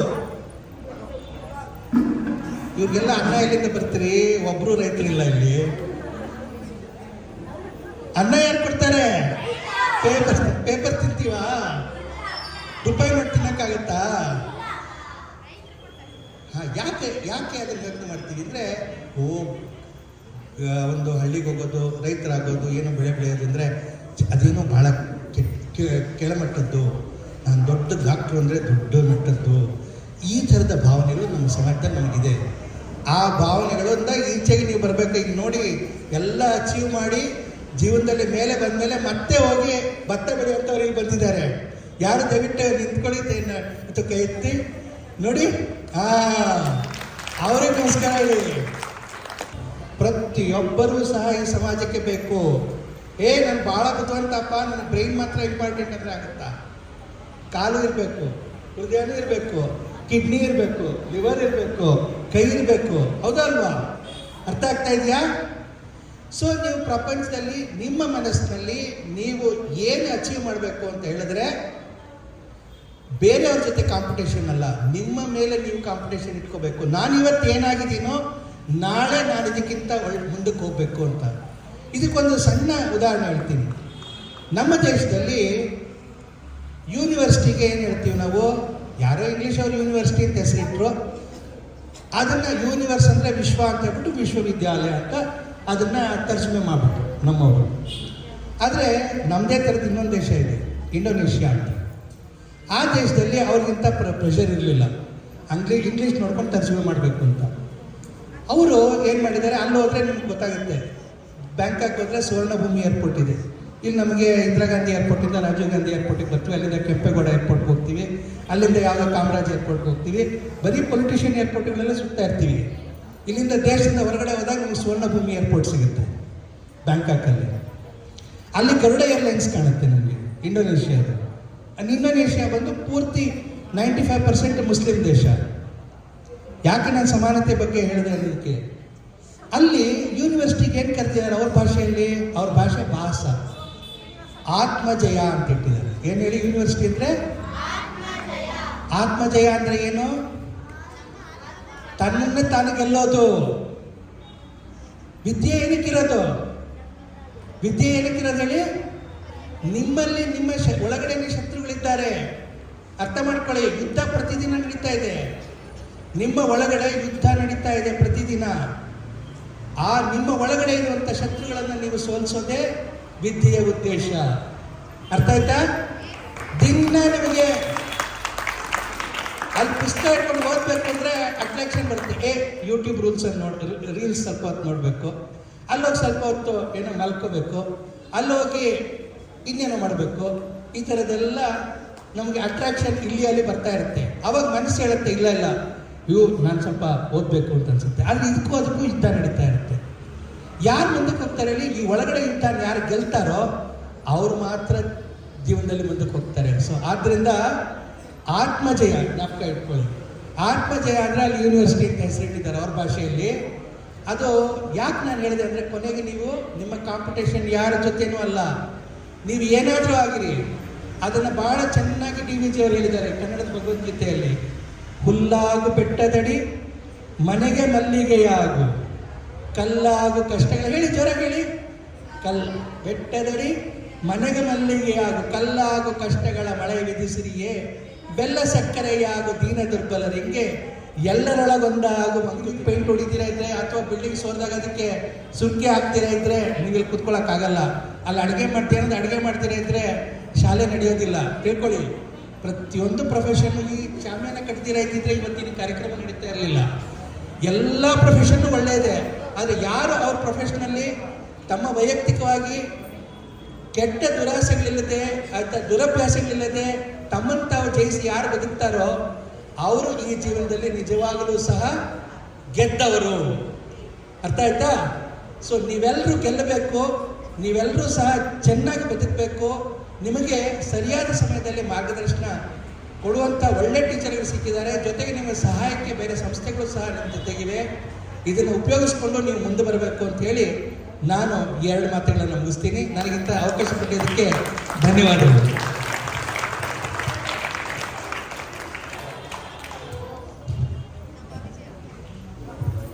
ಸ್ಫೂರ್ತಿದಾಯಕ ಹಾಗೂ ಅರ್ಥಪೂರ್ಣ ಮಾತುಗಳಿಂದ ನಮ್ಮ ಮನಸ್ಸಿನಲ್ಲಿ ಛಾಪು ಮೂಡಿಸಿದಂತಹ ಡಾಕ್ಟರ್ ಸುಬ್ರಹ್ಮಣ್ಯ ಅವರಿಗೆ ಧನ್ಯವಾದಗಳು.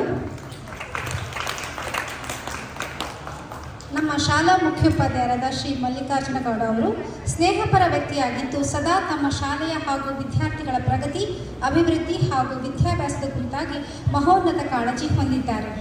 ಶಾಲೆಯನ್ನು ಕೇವಲ ಕಲಿಕೆಯ ಸ್ಥಳವಾಗಿಯೇ ಅಲ್ಲದೆ ಸಂತೋಷದಿಂದ ಕಲಿಯುವ ಕುಟುಂಬದಂತಹ ವಾತಾವರಣವಾಗಿಸಲು ಅವರು ಸದಾ ಪ್ರಯತ್ನಿಸುತ್ತಿದ್ದಾರೆ.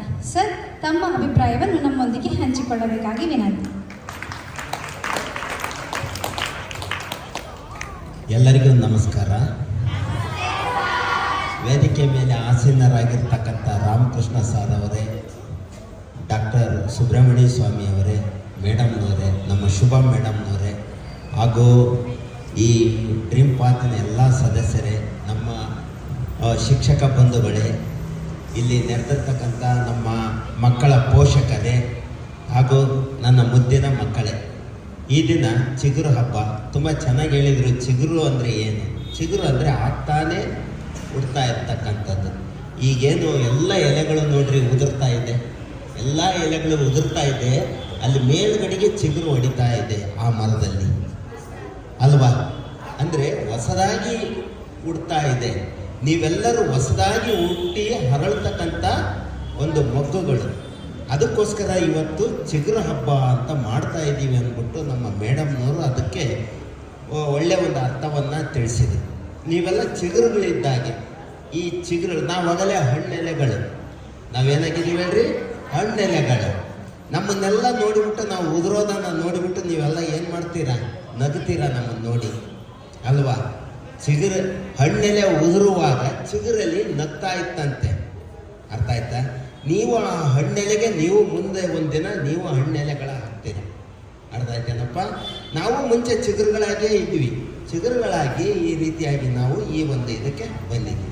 ಸರ್ ಬಂದ ತಕ್ಷಣ ಡಾಕ್ಟ್ರು ಅವ್ರ ಪ್ರೊಫೆಷನ್ ನೋಡ್ರಿ.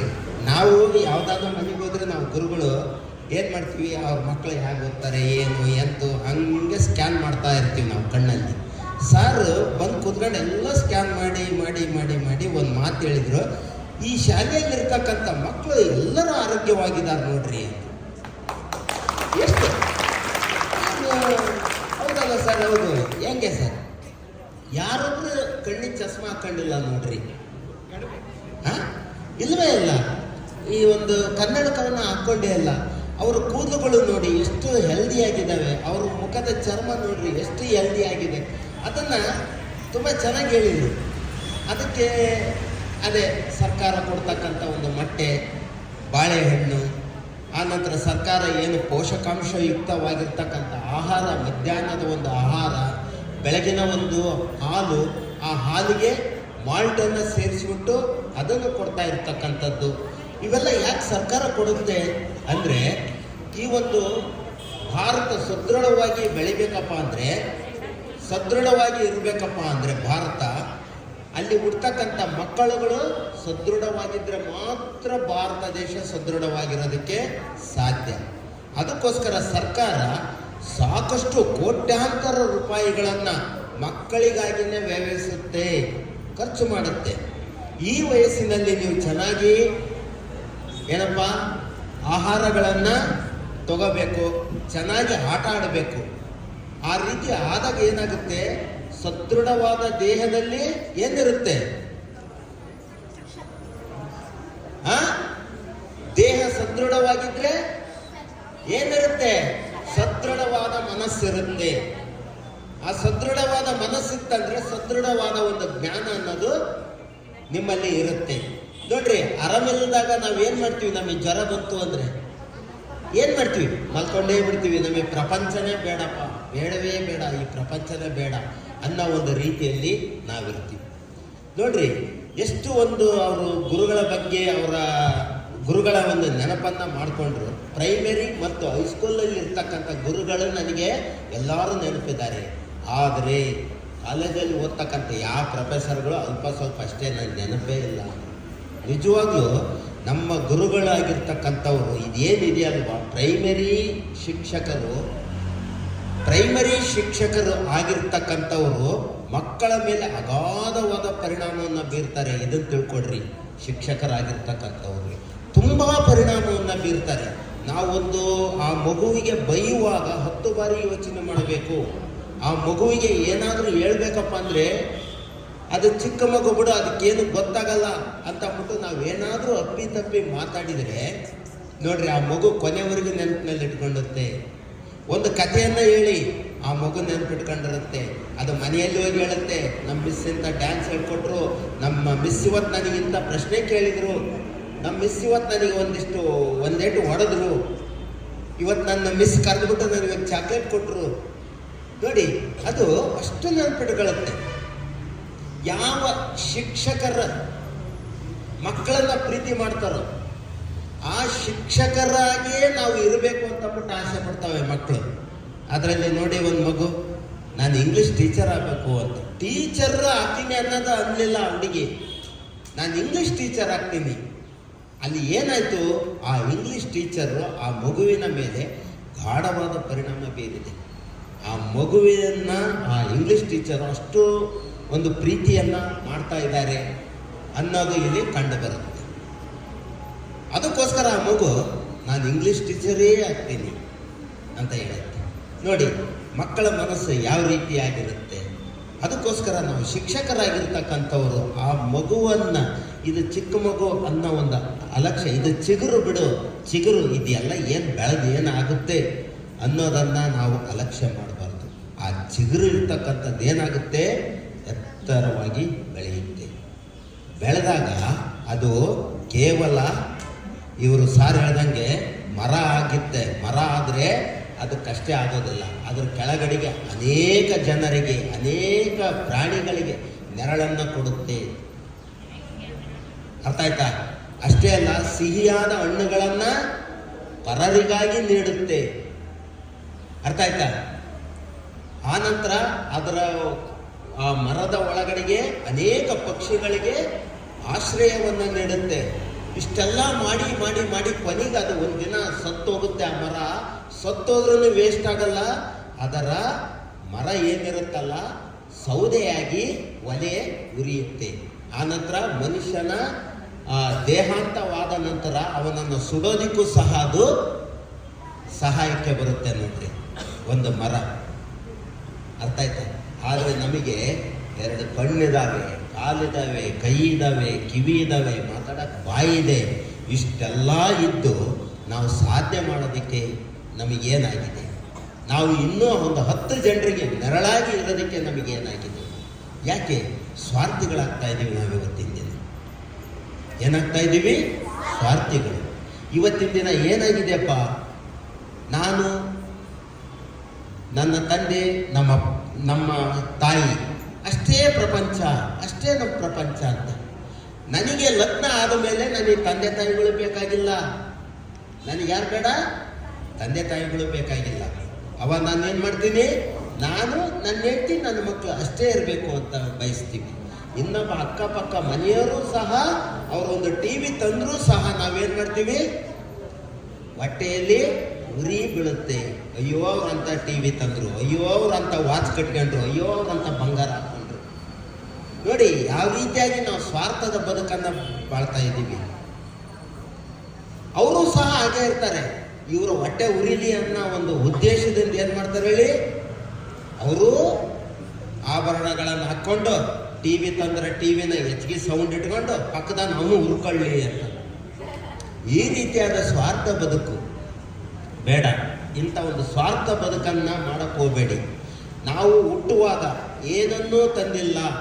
ನಾವು ಈ ಭೂಮಿಗೆ ನಮ್ಮ ತಾಯಿ ಪರಿಚಯವನ್ನು ಮಾಡಿಸಿಕೊಟ್ಲಲ್ಲ. ನಾವು ಹುಟ್ಟಿದಾಗ ಬರುವಾಗ ನಾವು ಏನನ್ನೂ ತಂದಿಲ್ಲ, ಬರಿಗೈಯಲ್ಲೇ ಬಂದಿದ್ದೀವಿ. ಒಂದು ಬಟ್ಟೆ ಸಹ ಇಲ್ಲದೇ ಬರಿಗೈಯಲ್ಲಿ ಬಂದಿದ್ದೀವಿ. ಹಾಗೆಯೇ ಈ ಪ್ರಪಂಚವನ್ನು ಬಿಟ್ಟು ಹೋಗುವಾಗಲೂ ನಾವು ಏನನ್ನೂ ತೆಗೆದುಕೊಂಡು ಹೋಗಲ್ಲ. ಮತ್ತೆ ಬರಿಗೈಯಲ್ಲಿ, ಮತ್ತೆ ಹುಟ್ಟಿದಾಗ ಹೆಂಗೆ ಬಟ್ಟೆ ಇಲ್ದೇ ಹೋಗ್ತೀವೋ ಹಾಗೆ ಹೋಗುವಾಗಲೂ ಬಟ್ಟೆ ಇಲ್ದೇ ನಮ್ಮನ್ನು ಕಳಿಸ್ಕೊಡ್ತಾರೆ. ಇಷ್ಟೇ ಜೀವನ. ಇದರ ಮಧ್ಯದಲ್ಲಿ ಏನಿದೆಯಲ್ವಾ, ನಾವು ಎಲ್ಲರಿಂದನೂ ಪಡಿತೀವಿ. ಪ್ರತಿಯೊಬ್ಬರು ಎಲ್ಲರಿಂದನೂ ಪಡಿತೀವಿ. ಗುರುಗಳಿಂದ ವಿದ್ಯೆ ಪಡಿತೀವಿ, ತಂದೆ ತಾಯಿಗಳಿಂದ ಆಶ್ರಯ ಪಡಿತೀವಿ, ಅಕ್ಕಪಕ್ಕದವರಿಂದ ಜ್ಞಾನವನ್ನು ಪಡಿತೀವಿ. ಈ ರೀತಿಯಾಗಿ ಪಡೆದು ಒಂದು ಹಂತಕ್ಕೆ ಬಂದ ಮೇಲೆ ಹಣವನ್ನು ಪಡಿತೀವಿ.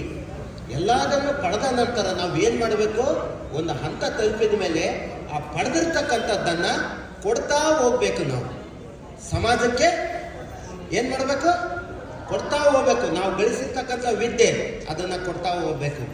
ನಾವು ಗಳಿಸಿರ್ತಕ್ಕಂಥ ಹಣ ಕೊಡ್ತಾ ಹೋಗ್ಬೇಕು. ನಾವು ಗಳಿಸಿರ್ತಕ್ಕಂಥ ಬುದ್ಧಿ ಕೊಡ್ತಾ ಹೋಗ್ಬೇಕು. ಈ ರೀತಿಯಾದ ಜೀವನವನ್ನು ಮಾಡಬೇಕು. ನೀವು ಯೋಚನೆ ಮಾಡಬೇಕು, ನಾವು ಈ ಸಮಾಜದಲ್ಲಿ ಹುಟ್ಟಿ ಇಷ್ಟೆಲ್ಲ ಪಡೆದಿದ್ದೀವಿ, ಇಷ್ಟೆಲ್ಲ ತಗೊಂಡಿದ್ದೀವಿ ಈ ಸಮಾಜದಿಂದ. ಈ ಸಮಾಜಕ್ಕೆ ನಾವು ಏನಾದರೂ ಒಂದು ಕೊಡಬೇಕು. ಈ ಪ್ರಪಂಚದಲ್ಲಿ, ಈ ಪ್ರಪಂಚಕ್ಕೆ ಸಹಾಯ ಆಗ್ತಕ್ಕಂಥದ್ದು ಏನಾದರೂ ಒಂದು ಕೊಡಲೇಬೇಕು ಅಂತಂದು ನೋಡಿ. ಮೇಡಮ್ ಕ್ಯೂರಿ ಅನ್ನೋ ಹೆಸರನ್ನು ಕೇಳಿದ್ದೀರಿ. ಇಡೀ ಹಿಸ್ಟ್ರಿಯಲ್ಲಿ ನೊಬೆಲ್ ಪ್ರೈಸ್ ಅಂತಕ್ಕಂಥದ್ದು ಅತಿ ದೊಡ್ಡದಾಗಿರ್ತಕ್ಕಂಥ ಪ್ರೈಸ್. ಈ ನಮ್ಮ ಈ ಒಂದು ಯಾವುದರಲ್ಲಿ ಎಲ್ಲ ಬಹುಮಾನಗಳಲ್ಲಿ ಅತ್ಯುನ್ನತವಾದ ಬಹುಮಾನ ಯಾವುದಪ್ಪ? ನೊಬೆಲ್. ಈ ನೊಬೆಲ್ ಪ್ರೈಸನ್ನು ಅನೇಕ ಜನ ಇವತ್ತಿಗೂ ತೆಗೆದುಕೊಂಡು ಬರ್ತಾ ಇದ್ದಾರೆ. ಆದರೆ 2 ಬಾರಿ ಯಾರು ತಗೊಂಡಿಲ್ಲ ನೊಬೆಲ್ ಪ್ರೈಸ್. ಆದರೆ ಮೇಡಮ್ ಕ್ಯೂರಿ ಅವರು 2 ಬಾರಿ ತಗೊಂಡ್ರು. 2 ಬಾರಿ ನೊಬೆಲ್ ಪ್ರೈಸ್ ಅವ್ರಿಗೆ ಬಂತು. ಅವರ ಗಂಡನಿಗೂ ನೊಬೆಲ್ ಪ್ರೈಸ್ ಬಂತು. ಅವ್ರು ಏನು ಮಾಡಿದ್ರು? ಅವರು ತಮಿಗಾಗಿ ಅವರು ಬದುಕಲಿಲ್ಲ, ತಮಿಗಾಗಿ ಒಂದು ಒಳ್ಳೆ ಬಟ್ಟೆ ಹಾಕ್ಕೊಳ್ಳಿಲ್ಲ, ತಮಿಗಾಗಿ ಒಂದು ಒಳ್ಳೆ ಊಟವನ್ನು ಮಾಡಲಿಲ್ಲ. ಅವರು ಅರ್ಥ ಆಯ್ತಾ? ಅವರ ಹಗಲು ರಾತ್ರಿ ಈ ಒಂದು ಪ್ರಪಂಚಕ್ಕೆ ನಾವು ಬಂದಿದ್ದೀವಿ, ಈ ಪ್ರಪಂಚಕ್ಕೆ ಏನಾದರೂ ಒಂದನ್ನು ಕೊಡಬೇಕು ಅನ್ನೋ ಉದ್ದೇಶದಿಂದ ಅವರು ಗಂಡ ಹೆಂಡತಿ ಹಗಲು ರಾತ್ರಿ ಅಂದನೆ ಅಲ್ಲಿ ಗುಡ್ಡದಲ್ಲಿ ಸಿಗ್ತಕ್ಕಂಥ ಮಣ್ಣೆಲ್ಲ ತಗೊಂಡು ಬಂದು ಮನೆಯಲ್ಲಿ ಕೂತ್ಕೊಂಡು ಹಗಲಾದೋ ರಾತ್ರಿ ಆದೋ ಬೀಸಿದ್ರು. ಆ ಮಣ್ಣನ್ನು ಬೀಸಿ ಎಷ್ಟು ಟನ್ಗಟ್ಟಲೆ ಮಣ್ಣನ್ನು ಬೀಸಿ ಕೊನೆಗೆ ಅದರಲ್ಲಿ ರೇಡಿಯಂ ಅನ್ನೋ ಒಂದು ವಸ್ತುವನ್ನು ಕಂಡುಹಿಡಿದ್ರು.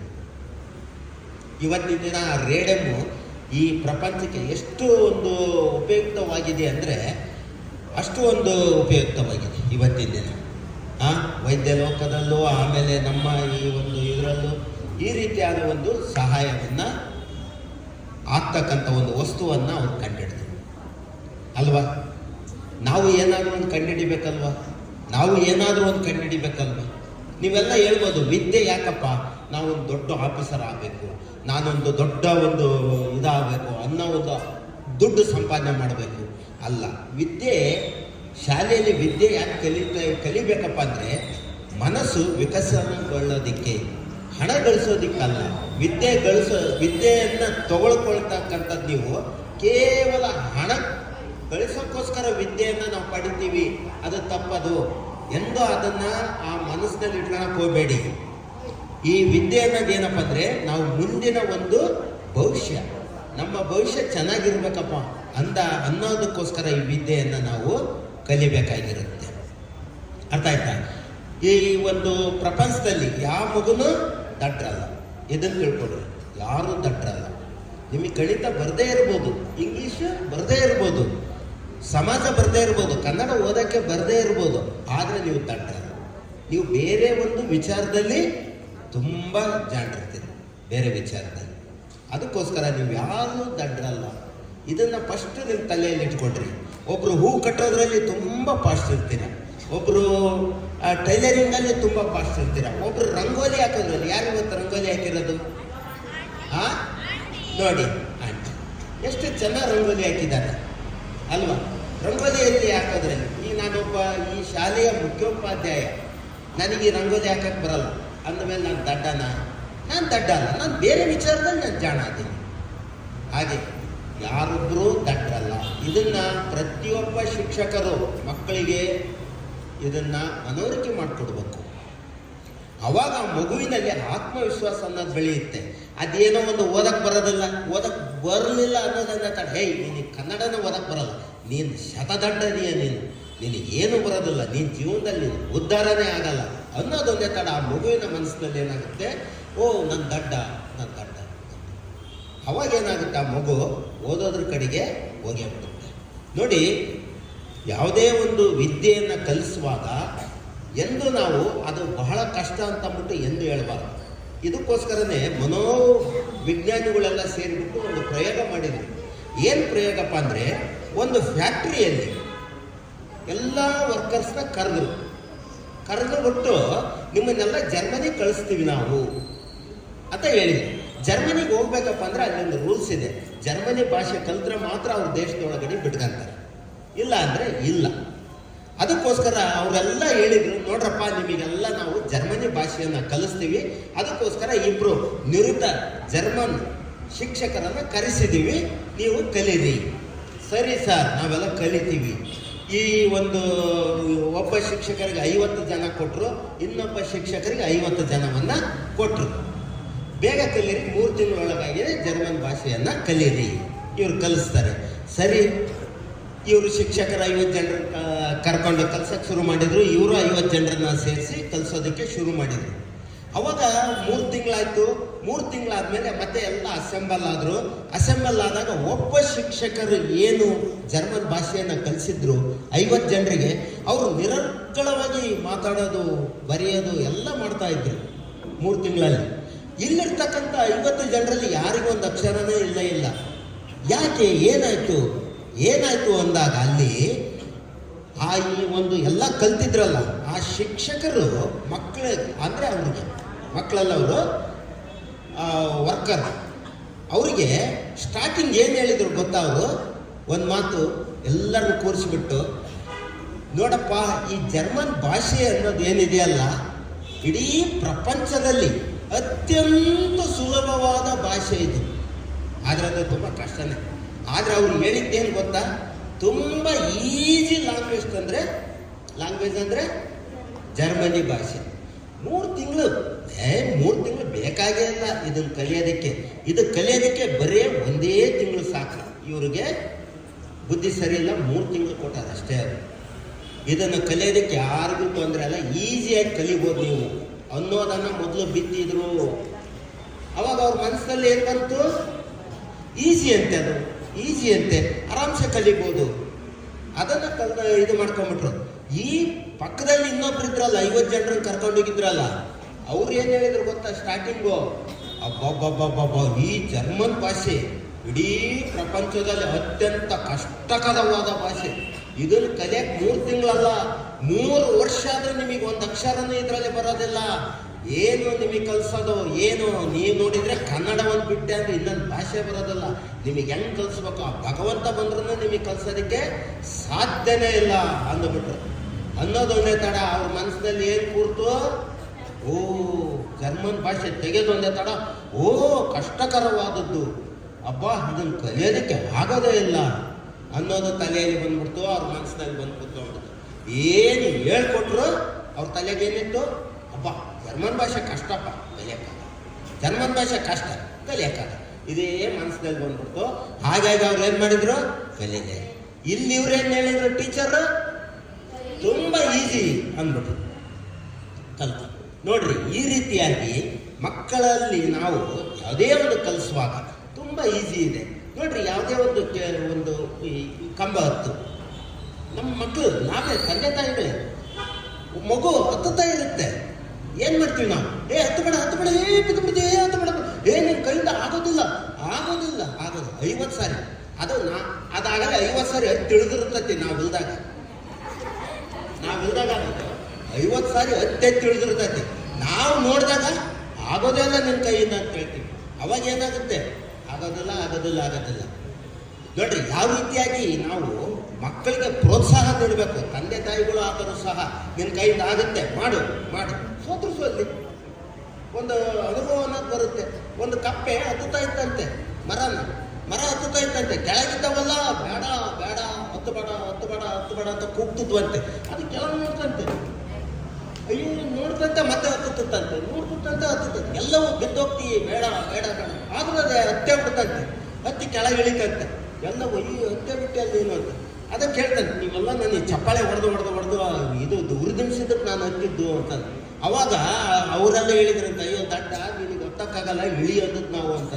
ಅವಾಗ ಗೊತ್ತಾಯ್ತಂತೆ ಆ ಕಪ್ಪಿ ಕಿವುಡಾಗಿತ್ತಂತೆ. ಆ ಕಪ್ಪಿ ಏನಾಗಿತ್ತು?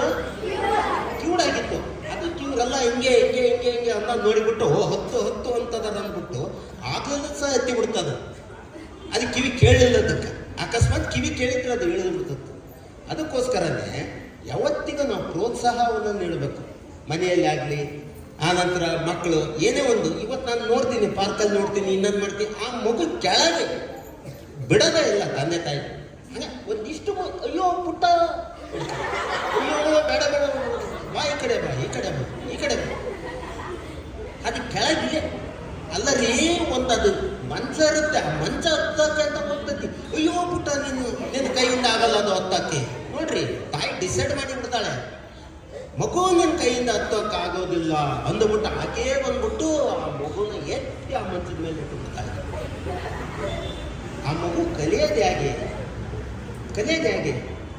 ಅದಕ್ಕೋಸ್ಕರನೇ ನಾವು ತಂದೆ ತಾಯಿಗಳು ಆಗಿರ್ತಕ್ಕಂಥವ್ರು, ಶಿಕ್ಷಕರಾಗಿರ್ತಕ್ಕಂಥವ್ರು ಮಗುವನ್ನು ಅಬ್ಸರ್ವ್ ಅಷ್ಟೇ ಇರಬೇಕು. ಅದು ಅಪಾಯ ಐತಿ ಅಂದ ಮಾತ್ರ ನಾವು ಇದು ಮಾಡಬೇಕು ಹೊರತಾಗಿ ಯಾವುದೇ ಕಾರಣಕ್ಕೂ ನಾವುಗಳು ದಯಮಾಡಿ ಅದನ್ನ ತಡೆ ಹಾಕಬಾರ್ದು ಅಂತ ಹೇಳ್ತಾ, ನೀವೆಲ್ಲ ಚೆನ್ನಾಗಿ ಚಿಗುರು ಹಬ್ಬವನ್ನು ಎಂಜಾಯ್ ಮಾಡಿ. ಸಾರ್ ಬಂದಿದ್ದಾರೆ, ನಾನು ತುಂಬ ಮಾತಾಡಿದೆ ಅಂತ ಕಾಣುತ್ತೆ. ಇಷ್ಟೊತ್ತು ಮಾತಾಡಲ್ಲ, ಯಾಕೋ ಇವತ್ತು ಮಾತಾಡಿದೆ. ಯಾಕೋ ಎಲ್ಲರೂ ಚಿಗುರು ಹಬ್ಬವನ್ನು ಎಂಜಾಯ್ ಮಾಡಿ.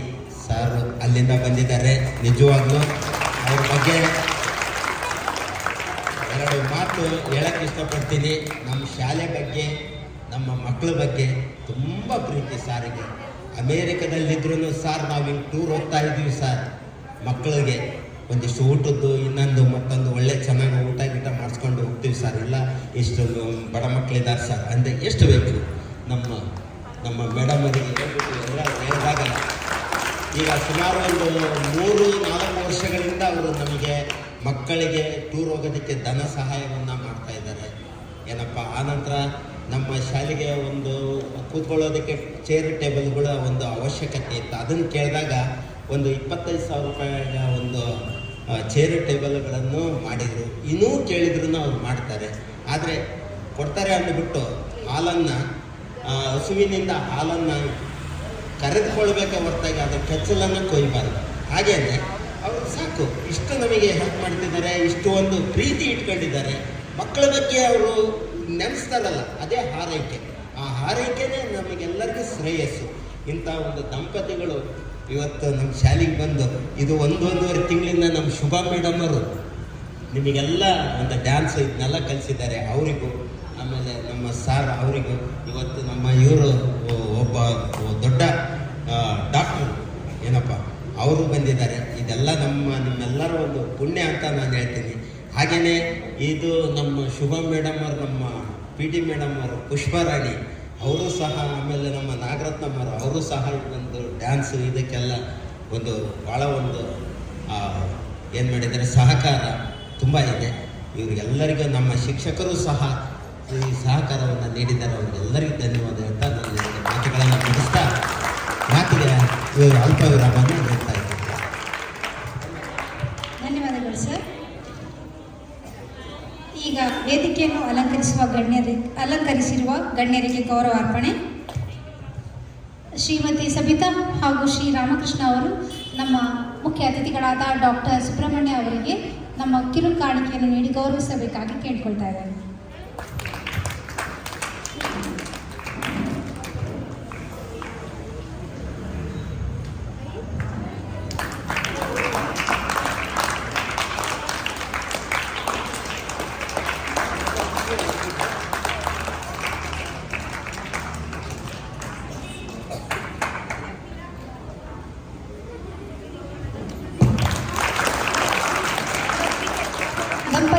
ಶ್ರೀಮತಿ ಸಬಿತಾ ಹಾಗೂ ಶ್ರೀ ರಾಮಕೃಷ್ಣ ಅವರಿಗೆ ನಮ್ಮ ಸಂಕಲ್ಪ ಫಾರ್ ಚೇಂಜ್ನ ಸಂಸ್ಥಾಪಕರಾದಂತಹ ಶ್ರೀಮತಿ ಶುಭಾ ಹಾಗೂ ಶ್ರೀಮತಿ ಉಷಾ ಅವರು ಸನ್ಮಾನಿಸಬೇಕಾಗಿ ಕೇಳಿಕೊಳ್ತಾ ಇದ್ದೇನೆ.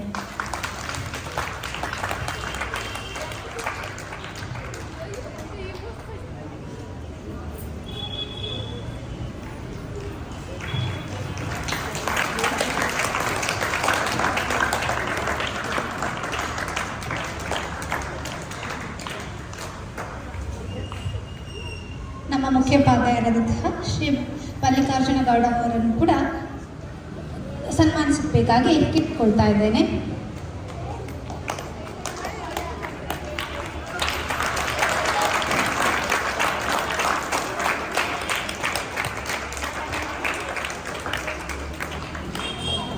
ಇನ್ನು ನಮ್ಮ ಜೊತೆ ವಿದ್ಯಾರ್ಥಿಗಳ ಭವಿಷ್ಯ ನಿರ್ಮಾಣದ ದಿಸೆಯಲ್ಲಿ ಮಹತ್ವದ ಸೇವೆ ಸಲ್ಲಿಸಿರುವ ವೃತ್ತಿ ಜಾಗೃತಿ, ಸರಿಯಾದ ಮಾರ್ಗದರ್ಶನ ಹಾಗೂ ಜೀವಕೌಶಲ ಕಾರ್ಯಾಗಾರಗಳ ಮೂಲಕ ವಿದ್ಯಾರ್ಥಿಗಳನ್ನು ಸಬಲಗೊಳಿಸಿರುವ ಡ್ರೀಮ್ ಪಾತ್ ಫೌಂಡೇಶನ್ನ ಗೌರವಾನ್ವಿತ ಸದಸ್ಯರಿದ್ದಾರೆ.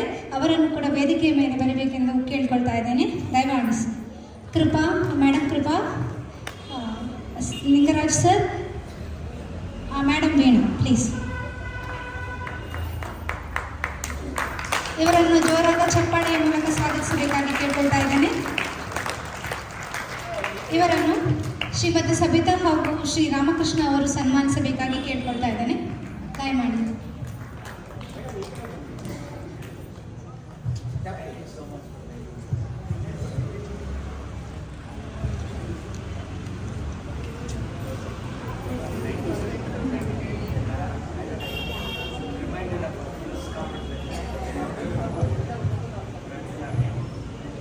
ನಾನು ಆವಾಗ ನಮ್ಮ ಸಂಸ್ಥೆಯ ಬಗ್ಗೆ ಹೇಳುವಾಗ 2-3 ಸಲ ಹೇಳಿದೆ ಡ್ರೀಮ್ ಪಾತ್ ಅಂತ ಅಲ್ವಾ.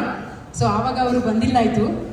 ನಮ್ಮ ಈ ಸಂಸ್ಥೆಯ ಮುಖ್ಯ ತಳಹದಿನೇ ಈ ಡ್ರೀಮ್ ಪಾತ್ ಫೌಂಡೇಶನ್ನ ಸದಸ್ಯರು.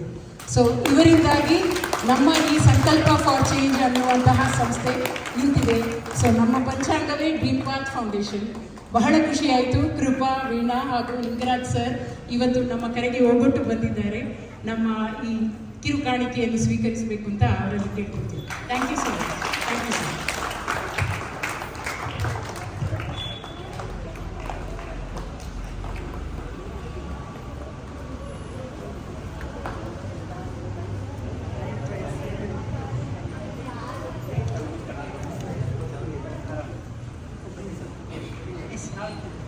Thank you.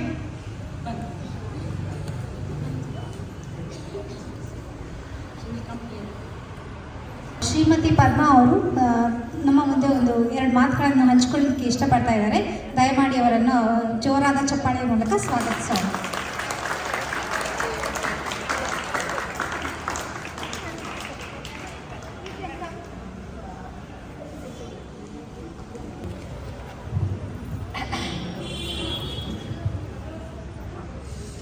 ಎಲ್ಲರಿಗೂ ಶುಭ ಮಧ್ಯಾಹ್ನ ಅಲ್ವಾ. ನಾವು ಇಲ್ಲಿ ಸೇರಿದ್ದು ಶುಭೋದಯ, ಈಗ ಶುಭ ಮಧ್ಯಾಹ್ನ. ನಾನು ಜಾಸ್ತಿ ಮಾತಾಡಲ್ಲ. ಮಾತಾಡಬೇಕಾಗಿದ್ದೆಲ್ಲನೂ ಗಣ್ಯಾತಿ ಗಣ್ಯರು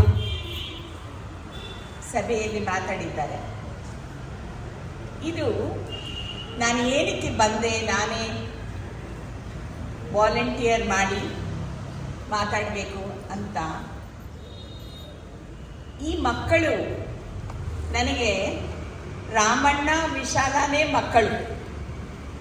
ಯಾಕೆ ಅಂದರೆ ಇವರು ನನ್ನ ಫ್ಯಾಮಿಲಿ, ನನ್ನ ಕಸಿನ್ ಮಕ್ಕಳು. ನಾ ಹುಟ್ಟಿದ ಬ್ಯಾದಿಂದ ನೋಡಿದ್ದೀನಿ ಈ ಮಕ್ಕಳನ್ನು. ನನ್ನ ಸೋದರತ್ತೆಯ ಮಗಳಾದ ಮೀನಾಕ್ಷಿ ಮಕ್ಕಳು. ಬಹಳ ಸೌಹಾರ್ದತೆಯಿಂದ ಬಹಳ ಎಲ್ಲರನ್ನೂ ಒಟ್ಟಿಗೆ ತಗೊಂಡು ಹೋಗುವಂಥವಳು ಮೀನಾಕ್ಷಿ. ಈ ದಿವಸ ಅವಳು ಇಲ್ಲ, ಆದರೆ ನಾನು ರಾಮಣ್ಣನ ಜೊತೆ ಮಾತಾಡಿದಾಗ ಹಿ ಇನ್ವೈಟೆಡ್ ಮೀ, ಆಂಟಿ ನೀವು ಬನ್ನಿ ಅಂತ. ರಾಮಣ್ಣ ಅಂದರೆ ಯಾರಿಲ್ಲ, ನಮ್ಮ ರಾಮಕೃಷ್ಣ. ನಾವು ಮುದ್ದಾಗಿ ರಾಮಣ್ಣ ಅಂತ ಕರಿತೀವಿ. ನನಗೆ ಇದು ಒಂದು ಬಹಳ ಹೆಮ್ಮೆಯ ವಿಷಯ. ನೀವು ಓದಬಹುದು, ನೀವು ಎತ್ತರಕ್ಕೆ ಬೆಳೆಯಬಹುದು, ಲಕ್ಷಾನುಗಟ್ಟಲೆ ಸಂಪಾದಿಸಬಹುದು, ಆದರೆ ಸಮಾಜದ ಬಗ್ಗೆ ಕಾಳಜಿ ಇಟ್ಟುಕೊಂಡು ಮಕ್ಕಳಿಗೋಸ್ಕರ ವಿದ್ಯೆಗೋಸ್ಕರ ಒಬ್ಬ ಮಗುವನ್ನು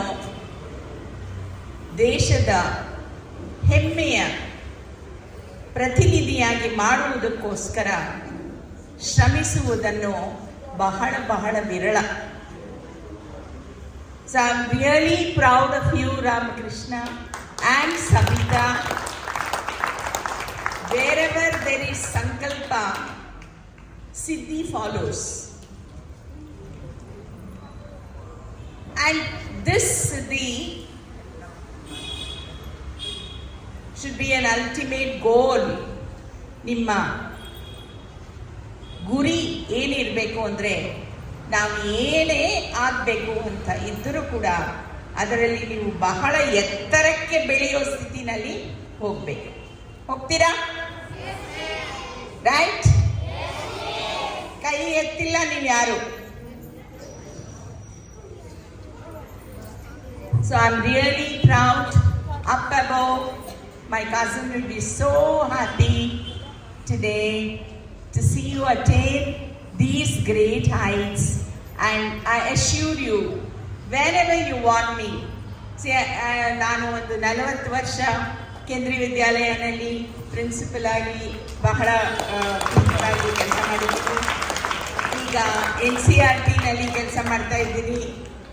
ಟೀಚರ್ ಟ್ರೈನಿಂಗ್ ಮಾಡ್ತೀನಿ, ಟೀಚರ್ ಮೆಂಟರ್ಶಿಪ್ ಮಾಡ್ತೀನಿ, ಮಕ್ಕಳ ಮೆಂಟರ್ಶಿಪ್ ಮಾಡ್ತೀನಿ. ನೀವು ಯಾವುದೇ ವಿಭಾಗದಲ್ಲಿ ನನ್ನ ಸಹಾಯ ಬೇಕಿದ್ರೆ ಖಂಡಿತ ನನ್ನ ನೆನೆಸ್ಕೋಬೋದು. Thank you very much. Thank you Vishala. Thank you Rama. You made us proud. I tell you, I am proud to tell that I belong to your family. This is what I wanted to say. ಮಕ್ಕಳ, ನೀವು ಇವ್ರನ್ನ ಖಂಡಿತ ಅನುಸರಿಸಬೇಕು. ನೀವು ದೊಡ್ಡವರಾದ್ಮೇಲೆ ಮಾಡ್ತೀರಾ? ನೀವು ಬಹಳ ಎತ್ತರಕ್ಕೆ ಹೋದಾಗ ನಿಮ್ಮನ್ನು ನೀವೇ ತೊಡಗಿಸಿಕೊಡದೆ ಬೇರೆ ಸಮಾಜ ಕಾರ್ಯಗಳಲ್ಲೂ ನೀವು ತೊಡಗಿಸಿಕೊಳ್ಳಬೇಕು. ಅರ್ಥ ಆಯ್ತಾ? Thank you. ಧನ್ಯವಾದಗಳು ಮೇಡಮ್. ಶ್ರೀಮತಿ ವಿಶಾಲ ಅವರು ಕೂಡ ವೇದಿಕೆಗೆ ಬರಬೇಕು. ಮುಂದೆ ನಮ್ಮೊಂದಿಗೆ ಅವರ ಅಭಿಪ್ರಾಯವನ್ನು ಹಂಚಿಕೊಳ್ಳಲಿದ್ದಾರೆ. ಈಗ ನಮ್ಮ ಕಿರುಕಾಣಿಕೆಯನ್ನು ಸ್ವೀಕರಿಸಬೇಕು ಅಂತ ಕೇಳ್ಕೊಳ್ತಾ ಇದ್ದೇನೆ. ಶ್ರೀಮತಿ ಪದ್ಮ ಹಾಗೂ ಶ್ರೀಮತಿ ವಿಶಾಲ ಮ್ಯಾಮ್.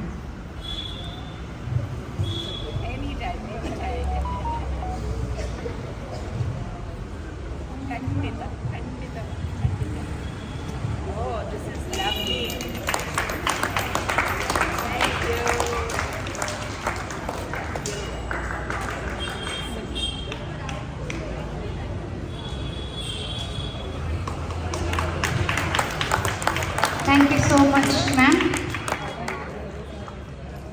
ಚಿಗುರು ಹಬ್ಬದ ಅಂಗವಾಗಿ ನಮ್ಮ ಸಂಸ್ಥೆಯು ವಿವಿಧ ಸ್ಪರ್ಧೆಗಳನ್ನು ಏರ್ಪಡಿಸಿದ್ದು, ಮಕ್ಕಳು ಉತ್ಸಾಹದಿಂದ ಭಾಗವಹಿಸಿ ತಮ್ಮ ಪ್ರತಿಭೆಯನ್ನು ವ್ಯಕ್ತಪಡಿಸಿದ್ದಾರೆ. ವಿವಿಧ ಸ್ಪರ್ಧೆಗಳ ಹಾಗೂ ಫಲಿತಾಂಶಗಳ ವಿವರ ಈ ಕೆಳಗಿನಂತಿದೆ. ಚಿತ್ರ ಬಿಡಿಸುವ ಸ್ಪರ್ಧೆ, ಡ್ರಾಯಿಂಗ್ ಕಾಂಪಿಟಿಷನ್. 8ನೇ ತರಗತಿಯಿಂದ ಮೊದಲನೇ ಬಹುಮಾನ ಇಂಚರ, 2ನೇ ಬಹುಮಾನ ಟೈಅಪ್ ಆಗಿದೆ ಪ್ರಿಯಾ ಹಾಗೂ ಭಾರತಿ. ಇಂಚರ ಇವತ್ತು ಬಂದಿಲ್ಲ, ಸೊ 2ನೇ ಬಹುಮಾನದವರು ವೇದಿಕೆಗೆ ಬರಬೇಕು. ಪ್ರಿಯಾ ಮತ್ತು ಭಾರತಿ. ನಮ್ಮ ಮುಖ್ಯ ಅತಿಥಿಗಳಾದಂಥ ಡಾಕ್ಟರ್ ಸುಬ್ರಹ್ಮಣ್ಯ ಅವರು ಮಕ್ಕಳಿಗೆ ಬಹುಮಾನವನ್ನು ನೀಡಬೇಕಾಗಿ ಕೇಳ್ಕೊಳ್ತಾ ಇದ್ದೀನಿ.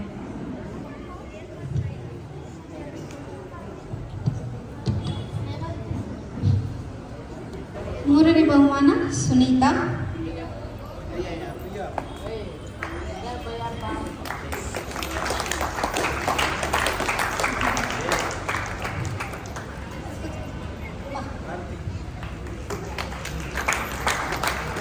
ಸಮಾಧಾನಕರ ಬಹುಮಾನ ಅಮೃತ. ಅಮೃತ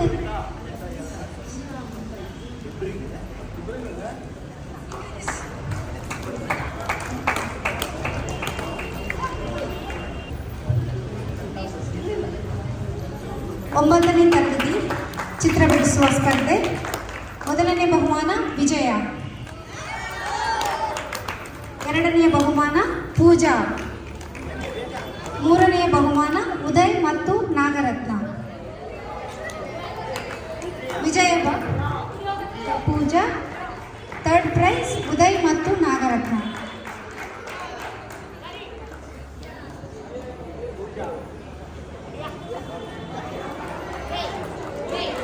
ಸಮಾಧಾನಕರ ಬಹುಮಾನ ವಿನಯ್.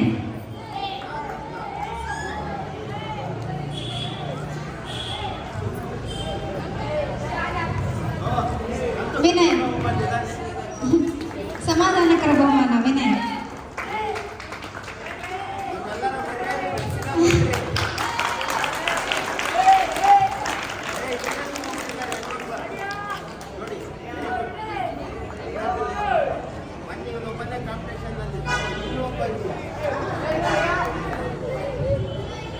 ಜ್ಞಾಪಕ ಶಕ್ತಿ ಸ್ಪರ್ಧೆ ಮೆಮೊರಿ ಗೇಮ್.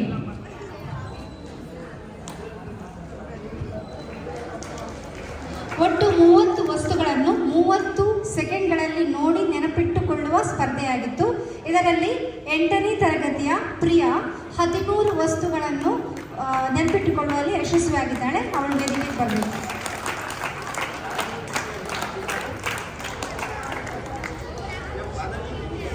ಇನ್ನು 9ನೇ ತರಗತಿಯಿಂದ ಸಂಜನಾ, ಇವಳು 20 ವಸ್ತುಗಳನ್ನು ನೆನಪಿಟ್ಕೊಂಡಿದ್ದಾಳೆ.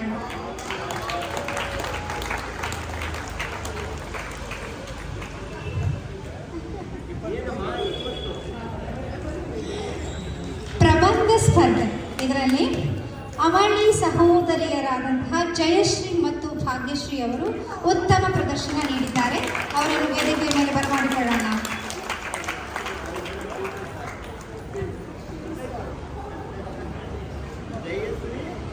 ಜಯಶ್ರೀ ಮತ್ತು ಭಾಗ್ಯಶ್ರೀ.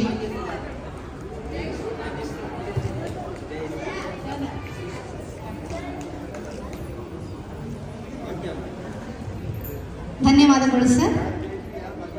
ಎಲ್ಲ ಬಹುಮಾನ ವಿಜೇತರಿಗೂ ಕೂಡ ಧನ್ಯವಾದಗಳು. ಧನ್ಯವಾದಗಳು ಸರ್. ಈಗ ಒಂದು ವಂದನಾರ್ಪಣಾ ಕಾರ್ಯಕ್ರಮ ನಮ್ಮ ಸಂಕಲ್ಪ ಫಾರ್ ಚೇಂಜ್ನ ಸದಸ್ಯರಾಗಿರುವಂತಹ ಶ್ರೀಮತಿ ಉಷಾ ಅವರಿಂದ.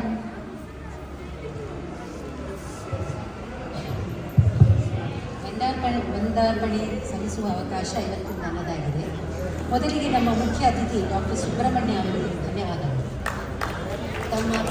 ತಮ್ಮ ಬ್ಯುಸಿ ಸಮಯದಲ್ಲೂ ನಮ್ಮ ಸರ್ಕಾರಿ ಶಾಲೆಗೆ ಬಂದು ಮಕ್ಕಳನ್ನು ಪ್ರೋತ್ಸಾಹಿಸಿದ್ದಕ್ಕಾಗಿ ತುಂಬ ಕೃತಜ್ಞತೆಗಳು. ನಿಮ್ಮ ಮಾತುಗಳು ಮತ್ತು ಆಶೀರ್ವಾದ ಮಕ್ಕಳಿಗೆ ಖಂಡಿತ ಸ್ಫೂರ್ತಿ ನೀಡುತ್ತದೆ. ಈ ಕಾರ್ಯಕ್ರಮವನ್ನು ರೂಪಿಸಲು ಮಾರ್ಗದರ್ಶನ ನೀಡಿದ ರಾಮಾ ಸರ್ ಹಾಗೂ ಸಬಿತಾ ಮೇಡಮ್ ಅವರಿಗೆ ವಿಶೇಷ ಧನ್ಯವಾದಗಳು.